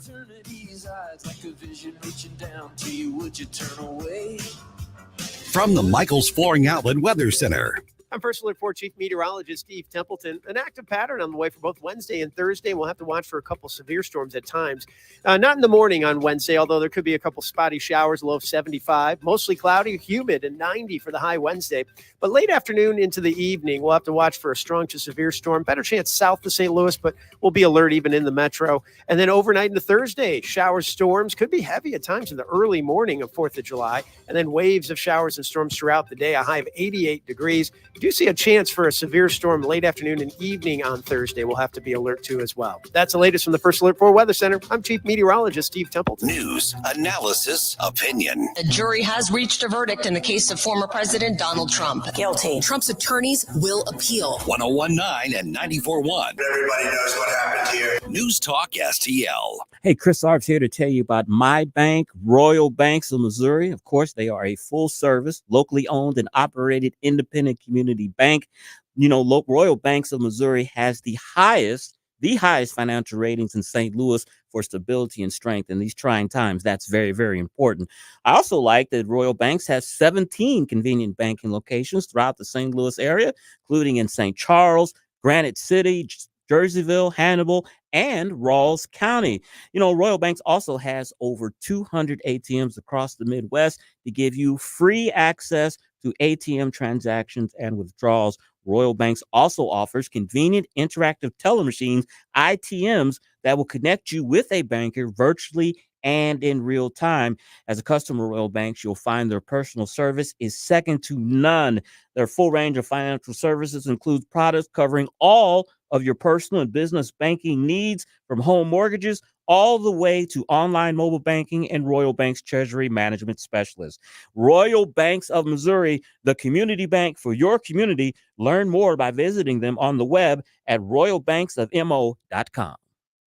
Steph's Pizza is on the move to Lake St. Louis. That's right, you can now get the legendary Steph's Pizza and Pasta in Lake St. Louis, 111 Pond Fort Trail. Steph's Pizza, where Mondays you get a large pizza for the price of a small, and it just got more convenient for pickup or delivery in Lake St. Louis. Steph's Pizza in the Chesterfield Valley on Long Road, in St. Peters on Jungerman, and now in Lake St. Louis at 111 Pond Fort Trail. Check them out at stephspizza.com. Tonight's a good night for Steph's Pizza.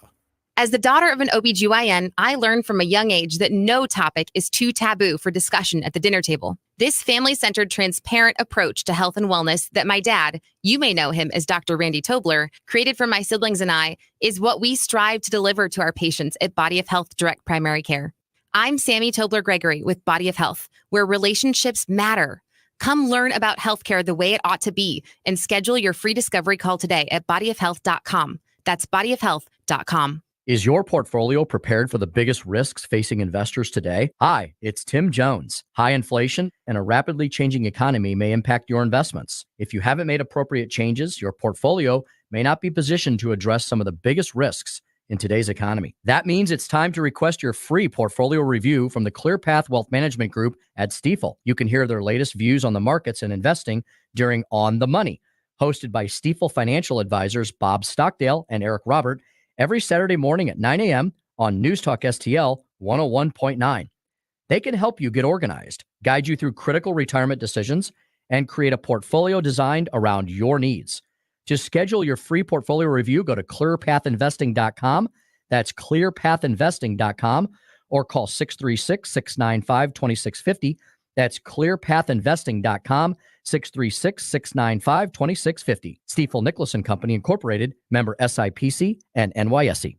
This hour of Jones and Arps is brought to you by Stifel. Contact your Stifel financial advisor at stifel.com. That's STIFEL.com.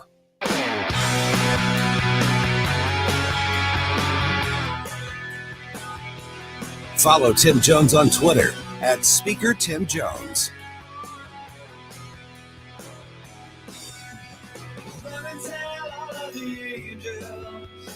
This could take all night. Think I need a devil to help me get things right.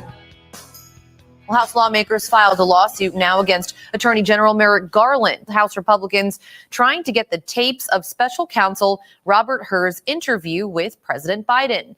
The Department of Justice says they cannot turn over the tapes because the White House invoked executive privilege.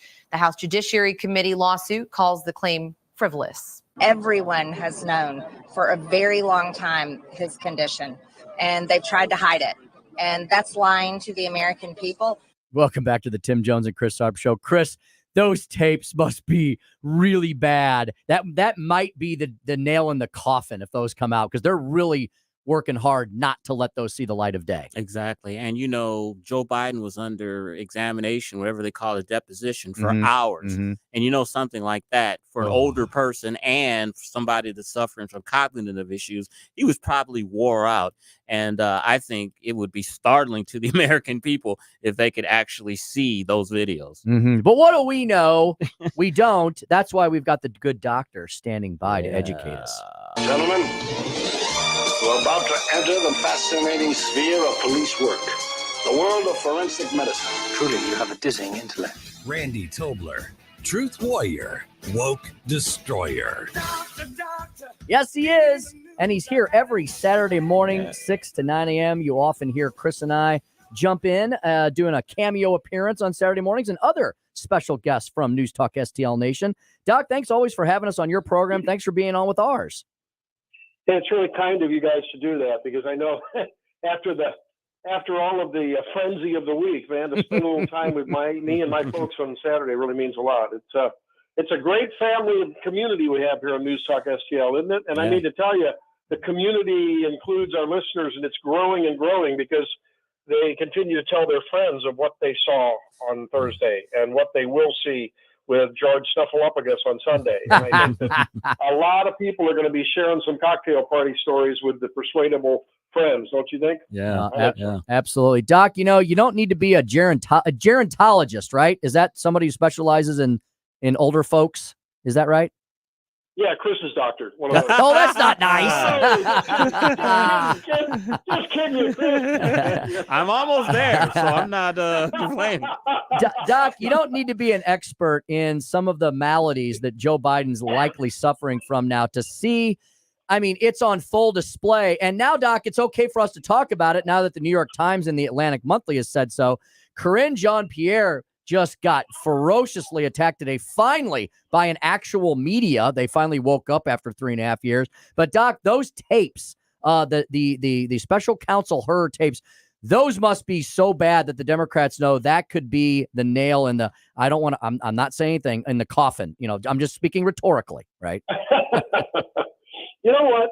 I think that after Thursday night, and now after the rush to suddenly get on the right side of what our lion eyes have told us the whole time, I'm most disappointed in the media. I mean, I guess I'm not surprised, but I'm most disappointed. They're now claiming foul. They were led astray. All the people that they know and were talking to inside the White House were telling them a lie. They've been gaslit. They clearly are not very insightful people. And as journalists, you'd think that they would be more observant and just look at what they had witnessed and how he had responded to some of their questions in the few, open press conferences he had. So, I mean, the Bidens and Jill especially are an embarrassment to America. The media is an embarrassment. I don't know how KJP can continue to spin the lie that she is, but I think in the fullness of time, it's all going to come around. And frankly, I think they're piling on because that's what I think they want. I think they want to finally now just, like you say, close the story on him and put him away because they want to win. They want their side to win. They want their agenda. They want their narrative to win, and they'll throw anyone under the bus to achieve that goal. Dr. Tobler, I told your producer, Jerome, at our debate party at Johnny's Hideout, I will be a guest on your show anytime. All you have to do is ask, and, I have that much respect for it, and I have no problem coming on your show at any time. Speaking of debates, we had a pretty good shindig out at Johnny's Hideout. You've seen the pictures. It was standing room only. But, oh, my God, 93.9 The Eagle. You guys kind of took it to another level with your debate party. Tell us a little bit about that thing. That was nice. Yeah, there's an outdoor venue, which sort of feels like a drive-in, but there's a nice plush carpet-like grass that people will bring their blankets and, it feels sort of like an amphitheater kind of a feeling. And, up on the big screen, we showed it. And I don't know, there were probably upwards of 250, 300 people. Didn't get an exact head count, but and a lot of the candidates were there. We saw Bob Onder out there. We saw Elad Gross was out there, actually, Attorney General candidate. So it was really fun. And to hear the reaction right off the bat, when he got lost and, Trump said he didn't know what he was saying. I'm not sure what he was saying. Everyone was sort of gasping. Some were cheering. I saw some women grab their husbands' arms like, oh, my God, this is terrible to watch. It was fun to see the reactions. I'm sure you saw the same kind of thing at the big News Talk party. Well, I want to follow what I want to ask you. One of the big things that people were noticing were just some of the looks that President Biden had in between the answers, looking at President Trump.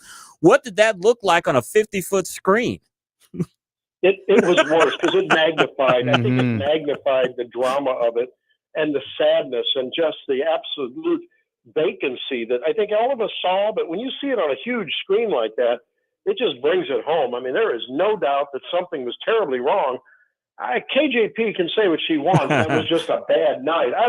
I don't know, guys. I've been drinking with both of you, and I've never seen you have a bad night like that. And I've not had one like that. I don't know.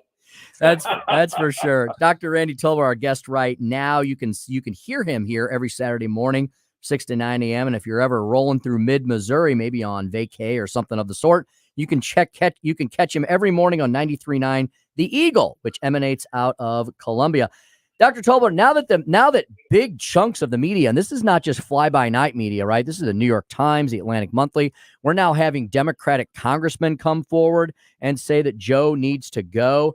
I mean, Doc, now that they've been kind of given carte blanche to move forward and try to force Joe to step down, they're going to do it in earnest, aren't they? Because they have to take down the messenger because they got to protect the message, right? Because the next step is going to be people are going to start saying, well, it's not just Joe's personality and dementia issues. It's what he's done to the country the last 3.5 years, right? Yeah. Look, I think it's important from their standpoint to change the message, to pivot away from trying to make something of this failed presidency. I mean, they keep talking about jobs created, inflation, and all. That message just isn't resonating. The saving democracy message has been a little bit flat. I think you saw a little hint of what the message will be, and I think that will probably be as long as he lasts, the messenger Joe Biden will deliver it, and that is, look, you need to elect, whether it's Biden, whether it is Kamala, whether it's Michelle Obama, whether it's Newsom, and one of those in an open convention, if he releases his delegates, it's going to be all about the Supreme Court. It's like, look what this country did when you elected Trump. Look at the big mistake you made. I mean, after all, Trump could assassinate Biden. Biden could a president can assassinate their political enemy now because of this court. You need to elect. It's going to be about the Democrat brand more than it is, I think, about any of the people that may replace him. It's going to be, that's what you're going to hear endlessly between now and November. Dr. Tobler, what we heard continuously after the debate from the Democrats and from Joe Biden's apologists was that it was just a bad debate and that he's going to do better next time. Now, I know you're an obstetrician, not a neurologist, but in your experience and people that you know are in this field, will Joe Biden get any better from where he is now, or is he just going to be on a steady, probably decline? Yeah, one of the things about dementia, most dementias, and dementia is a large category, but most of them, especially in the moderate stages when people are not end stage, they will have lucid moments. And I think that, you're going to see some moments, and they will, of course, promote those and ballyhoo those when he is directed. You'll see when he goes back and tells some of his stories, even though many of them are fabricated, but they told them forever, so he gets a pass by the media on those. You'll see them try to engineer the circumstances. I'm sure that Snuffleupagus has already agreed to give them the questions, and there'll be softball questions. And I think that they're going to engineer this, but sooner or later, you're going to see the pace of these and the intensity of these vacant sort of absence moments when there's just nothing there. They're deer in the headlights. I mean, we saw it on Friday when Jill was wearing that god awful outfit of hers. I can't believe the Vogue got her on the cover. That's a whole nother thing. But when she was talking about him like he's a little 5-year-old, oh, Joey, you answered all the questions, and he was standing there like a little schoolboy that had just added 2 and 2 and got the right answer. It was so sad to watch. You're going to see more and more of those. You'll also see some lucid moments, and they're going to try to capitalize on those. But it's a progressive thing, and those moments, the lucid moments, will decrease. And eventually, I mean, I think he's going to. Even Jill will have to say, "Hey, it's time out. It's you're done." Dr. Biden, Dr. Tobler, just to defend Joe Biden for a second here. Not everybody is as lucky as you and can outkick their coverage and have a very nice looking spouse. So cut Joe some slack. Well, that's true. I mean, Joe, there's no doubt that Jill settled and Joe played up. There's no doubt about that. and Randy, we share that. That's one thing Joe and I have in common. That's fantastic.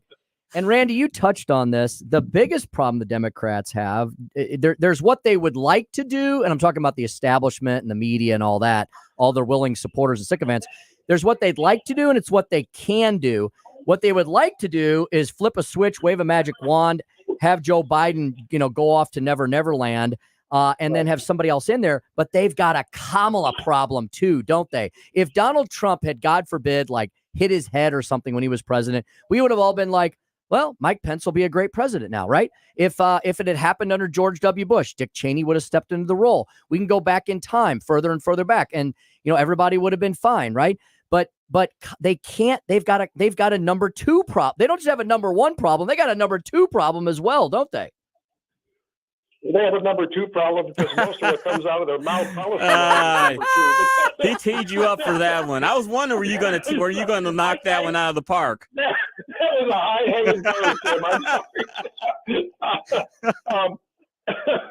No, but seriously, I think the solution, obviously, if they pull an amendment, a 25th Amendment, they've got a problem, right? Because she slips into the role and then she is the putative candidate, However, I don't know. I would think if he just releases his delegates and it becomes an open convention, oh boy, then it's in sort of an open field. I don't know. That's to me the only way they skip over her. That's the only way I can see it happening.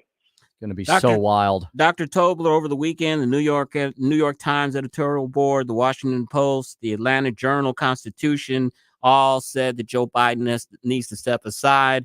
Today, the St. Louis Post Disgrace editorial board said that Joe Biden needs to step aside. We're starting to have politicians now that are doing that. Also, Representative Lloyd Doggett from Texas, he's the first Democratic politician to call for Biden to step down. Senator Peter Welch, he hasn't said he needs to step down, but he lambasted the campaign for their dismissive attitude, quote unquote, towards questions about his age. This is what he said. That's the discussion we have to have. It has to be from the top level, the Biden campaign, the precinct captains in the South Side of Chicago. The campaign has raised the concerns themselves. So then to be dismissive of others who raise those concerns, I think it's inappropriate. Dr. Tobler, I want you to make a prediction. How long will Joe Biden be around on this ticket? I think that Sunday night is very important with the Stephanopoulos interview. If he hits that out of the park and for some reason they give him enough juice and everything works out, I think he could last a little bit longer. But it's sort of like a punch drunk fighter. He's able to get up after he was knocked down, and then it takes less to knock him down the next time. And finally, I don't know whether it's going to be one or two or three more bad performances. I would say if he has another, even half as bad a performance as he had on Thursday, another one or two of those, and I think he's out. I mean, I think that the party bosses will go to Jill and say, we're pulling the rug. We're not getting funding. I mean, I don't know party politics, but I think they can do that. Maybe they can't, but I think they can do that in terms of they can't pull the delegates, but they can pull a lot of funding and I think manipulate things other ways. And I think that'd be the end of it. I'm not sure if he lasts until Congress comes back in session. I'm just not sure because Congress is out there. Remember, it's right. If Democrat Congress people don't make that plea and don't make that statement, they're going to be eaten alive by whoever the Republicans are running against them, right? So at the very latest, I think it'll happen after the primaries and when you've got Republicans and Democrats chosen in the various, congressional races. And man, for you to continue to support this guy makes you look like an idiot, right? I mean, it makes it look like you look at the Chinese and say that, they're Malaysia, right? It doesn't make sense. And I think that's a vulnerability that's going to play into the urging for him to get the heck out of there. Well stated indeedy. All right, Dr. Tobler, thanks for joining. One more I got to ask, if you don't mind. And Dr. Tobler, you're the one that maybe have this question. You're a doctor, and people have speculated and have joked about Joe Biden being juiced up on different things to keep him lucid. As a medical doctor, what can they give this guy that could keep him lucid for a couple of hours on a debate or a press conference? It depends what they can legitimately, in good faith, diagnose him with. I mean, you can give if he's got there are medications that on a chronic basis are used to at least slow the progression of dementia. But in terms of a as needed thing, I don't know how in good faith you can give someone something and call yourself a physician. But look who we're talking about now. We're talking about Democrats, so you got to throw good faith out. That's right. You got to throw that out. Good faith and Democrats is not in the same sentence. Yeah, no, you're right. And so, I mean, look, could they say he has some ADHD as a result of his problem, adult onset ADHD, which is extremely rare, by the way. Okay, well, then they could give him Adderall. They could give him Concerta because he has, after all, big air finger quotes, ADHD, which is about a 1% chance, as far as new onset. So it would take something like that, in my mind, to give him something on a temporary basis to try to get him through something. Clearly, if they did that Thursday, they didn't give it to him soon enough because it hadn't taken effect yet. That is for sure. Doc, we'll have to leave it there for now, but we'll continue to monitor you and all your appearances and programs here on News Talk STL. At Randy Tobler, MD, on Twitter X in the meantime. Thanks, Doc. Thanks, Doc. We got our money's worth out of you today. Yes, we did. Happy birthday to America. Yes. Beautiful country it is. Let's restore it. Well stated. 5:47 in the PM. Larry Connors, USA, coming up right after us at 6:05. We'll come back and continue to unpack all the importance of the stories of the day we didn't get to. The Trump lawfare cases likely not going to be heard until after the election, if ever. All of that and more when we return on the Tim Jones and Chris Arps Show. 101.9, 94.1 News Talk STL.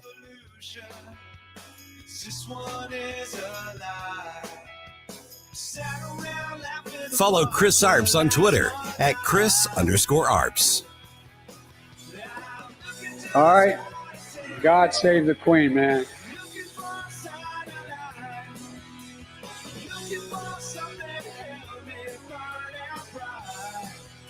From the Michaels Flooring Outlet Weather Center. I'm First Alert 4 Chief Meteorologist Steve Templeton. An active pattern on the way for both Wednesday and Thursday. We'll have to watch for a couple severe storms at times. Not in the morning on Wednesday, although there could be a couple spotty showers, low of 75. Mostly cloudy, humid, and 90 for the high Wednesday. But late afternoon into the evening, we'll have to watch for a strong to severe storm. Better chance south of St. Louis, but we'll be alert even in the metro. And then overnight into Thursday, showers, storms could be heavy at times in the early morning of 4th of July. And then waves of showers and storms throughout the day, a high of 88 degrees. We do see a chance for a severe storm late afternoon and evening on Thursday. We'll have to be alert to as well. That's the latest from the First Alert 4 Weather Center. I'm Chief Meteorologist Steve Templeton. On the next, Larry Connors, USA. The question is right in your face and Joe Biden's face. Is he still going to be around come November? We'll find out. Larry Connors, USA. Now, weeknights 6 until 8 on News Talk STL. With all these storms and stuff that continue to blow across the heartland and through the metro and beyond, do you need some contracting work? Eureka Contracting and Roofing is your one-stop shop for anything that you might need tended to, fixed, or repaired on the exterior of your home, your business, or your industrial facility. Yep, Eureka Contracting and Roofing is veteran-owned, been in business since 2012, and the guys and the ladies at Eureka Contracting and Roofing, they know exactly what they're doing. Why do I say that? Well, because in this kind of business, there's all these storm chasers and these fly-by-night operations, and you never know if you sign up with them, if they're going to be there to start the job, complete the job. Are they there after the job? Eureka Contracting and Roofing is going nowhere. I know exactly where their office is. I pass by it all the time. Rick Hinkson and the gang are located right in the heart of my beautiful hometown of Eureka, Missouri, but they service the entire region. They have experience as claims adjusters. They have experience in the construction industry. They know how to talk the talk. They know how to walk the walk. They have fixed our Jones home several times. We've had some big storms, right, last few years, and they've taken care of the roof. They've taken care of the siding, taken care of the gutters, and they do it fantastically. I mean, it's so great because they, we're all busy, right? Many of you are working, 3 jobs, and everybody in the family's working. You don't have time. They come to you. Rick will come to your home, put the sign in your yard that runs all the storm chasers away, and then they'll keep coming back to your home for all the inspections and everything else. They work with the insurance company. I didn't even have to be there the last time. They met the insurance adjuster there. Rick told me everything he was going to do and say, and it worked out really great. And so the attention to detail and the customer service, it's second to none. How about you commercial building owners? They got the Carlisle Silicon commercial roof coating system. That's a fantastic system. It doesn't hardly interrupt any of your day-to-day activities. You're hardly going to know they're there. It comes with a 20-year leak-free warranty and more. So whether it's your homestead, whether it is your business, Eureka Contracting and Roofing, your one-stop shop. 636-938-ROOF. How about that number? 636-938-ROOF. Or if you're driving around, can't write that down, just remember this, eurekacontracting.com. That's eurekacontracting.com. The Herzog Tomorrow Foundation provides private school tuition scholarships through Missouri's new Most Scholars program to cover the cost of accessible, high-quality schooling. Hi, this is Mayela Esser with the Herzog Tomorrow Foundation. Our private school tuition scholarships wouldn't be possible without the support of generous Missouri taxpayers. If you're a Missouri taxpayer interested in redirecting your tax dollars and sending them to Missouri students in need of a better education, please contact me at herzogmostscholars.org. Better education for students creates a better tomorrow for all. Learn how you can help provide a better education for Missouri students at herzogmostscholars.org. That's herzogmostscholars.org. Also, sign up for The Lion, an initiative of the Herzog Foundation that carries articles covering a wide range of issues facing American families and culture. herzogfoundation.com. That's herzogfoundation.com. Hard hit center field. It's deep to the track, to the wall, and it's gone. Matt Carpenter has homered again. Summertime in St. Louis means Cardinals baseball. Head to the ballpark the weekend of July 12th through the 14th when the Cardinals host the Chicago Cubs. This weekend showdown includes a Saturday day-night doubleheader. Tickets start at just $15. That's the Cardinals and the Cubs July 12th through the 14th at Busch Stadium. Get your tickets today at Cardinals.com. This is Matt Carpenter, St. Louis Cardinals for the Lou. Michaelis brings it home. Swing and a miss. He struck him out. Have a cold one. On the Cardinals, don't miss Budweiser's first Beer Fridays at Busch Stadium. Tickets start at just $15 and include your first beer on the house. Each first Beer Friday ticket will be loaded with cards cash that can be used to purchase a Budweiser, Bud Light, Michelob Ultra, or any beverage of choice. For full details or to purchase tickets, visit cardinals.com/Friday. This is Miles Michaelis. Get your tickets now at cardinals.com. This hour of Jones and Arps brought to you by Window World. Simply the best for less. 314-993-1800 or visit windowworld.com.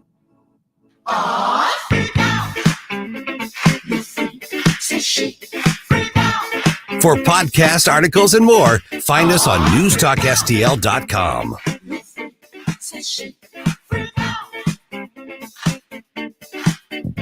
The sentencing was supposed to be this next Thursday, July 11th. That's when Donald Trump was going to be back in Lower Manhattan to hear what ultimately Judge Merchan decided the consequence of being found guilty on those 34 felony counts was going to be. But after this immunity decision by the Supreme Court, Donald Trump's attorney sent a letter to Judge Merchan last night, making the case not so much that the crimes that Donald Trump was found guilty of were immune from prosecution, but instead that some of the evidence that was brought in before the jury by the district attorney's office was immune. So we're looking at potentially, likely, at least a several-week delay of that sentencing. 5:54 in the Tim Jones and Chris Arps show. Tim, the four cases against President Trump are bogus. It's just like the two impeachments are bogus. And I think that is a big reason why these cases are beginning to fall apart. But I would expect in law schools in the coming years, they're going to be teaching classes on how these attorneys were able to destroy these four cases and have these cases delayed and extended and all of that to help President Trump. I mean, this has been, I'm sure it's costing them a leg and a fortune, arm and a leg, but my God, this has been some brilliant attorneying. And Will Scharf, of course, who's on that Trump staff, legal team. he has helped with that. And how about, Chris, the link? How about the amazing link between some of these Supreme Court decisions on presidential immunity? That case, I didn't even think about that yesterday. Yeah. That Supreme Court immunity case, that has caused the hush money New York City Alvin Bragg case to be continued, because now the judge is going, some of the evidence introduced in that case may actually argue, people could argue that there were these official acts because the checks were written during the presidential term. And so that's delayed that. It just shows you that these prosecutors rushed through all this and probably brought a bunch of cases they shouldn't have in the first place. You know what? I'm going to get spiritual here for just a second. Look, you can say what you want about Donald Trump's character, the way that he's lived his life, the multiple wives, all of that. His coarseness. But, there are sayings in the Bible and Proverbs and other wisdom Bible that talks about how God dislikes dishonest scales and God dislikes perverted justice and that governments need to be fair and kings and rulers need to be fair, and work on a principle of justice. And I think regardless of what you think of Donald Trump and his life, I really do think Providence, or whatever you want to call it, has its hand in this, to have all of these cases thrown out, have all of this stuff go his way. You even have the Democrats now talking about, oh my God, this is the luckiest man on the planet. He's on a serious win streak. Yeah, he is. But I also think it's Providence, God, saying also, what you're doing to this man is not right. And what you're doing to this country's legal system, all for political power, is not right. Yes. And I'm not going to have it. Such a good point, Chris, because let's say, hypothetically speaking, let's just say that everything that they've alleged about Donald Trump's past lifestyle is true. I don't think a lot of it is. There's probably some kernels of truth. He was a wild man, blah, blah, blah. Sure. None of it, Chris, hurt anybody today, right? As president. None of it hurt the judicial system. None of it hurt the American, but none of it hurt the presidency. Chris, what you just pointed out is they're hurting him personally, which is unfair and unjust, and they're hurting our country and our legal system, which is even worse. I think you're onto something. Because the Bible talks about false witnesses and perverted justice, and scales need to be equal. And what we're seeing now, if you're not a hardcore Democratic partisan, it's just not right. No one is this damn corrupt and to last as long as Donald Trump has. And now all of a sudden he's the most corrupt man on the planet. But anyway, Larry Connors, USA, up next. Larry's going to talk about the Texas Dem, who we talked about, who is leading the way, calling for Biden to step down. Carl Bernstein and James Carville say Biden has nothing to offer. And a White House insider claims Biden staff are scared to question Biden. That's coming up on Larry Connors USA next. You've been listening to the Tim Jones and Chris Arps show on 101.9, 94.1 News Talk STL. Drive safe and have a great evening. Liberal mega donors are always looking for new rhinos to do their bidding. And with Adam Schnelting, they found their new star. Adam Schnelting has already backed their radical plan to defund our police. And he skipped countless important conservative votes. Skipped a vote to protect kids from sexually explicit materials in school. And skipped a vote to protect churches from junk lawsuits. It's no wonder Adam Schnelting is bankrolled by Hillary Clinton, Barack Obama, and Joe Biden's top funders. Bill Cristofanelli is the only leader we can trust to protect our conservative priorities. When radicals tried to defund the police, Bill Cristofanelli passed record funding from Missouri's law enforcement. When Joe Biden left our southern border wide open, conservative Bill Cristofanelli banned sanctuary cities and voted to send Missouri National Guard troops to secure the border. Vote Bill Cristofanelli, the proven conservative, for state senate. Gladius PAC is responsible for the content of this advertising, paid for by Gladius PAC, and is not authorized by any candidate or candidates committee. If the time has come to sell the house, you're empty nesters now, the kids are gone. Why do we need all these bedrooms?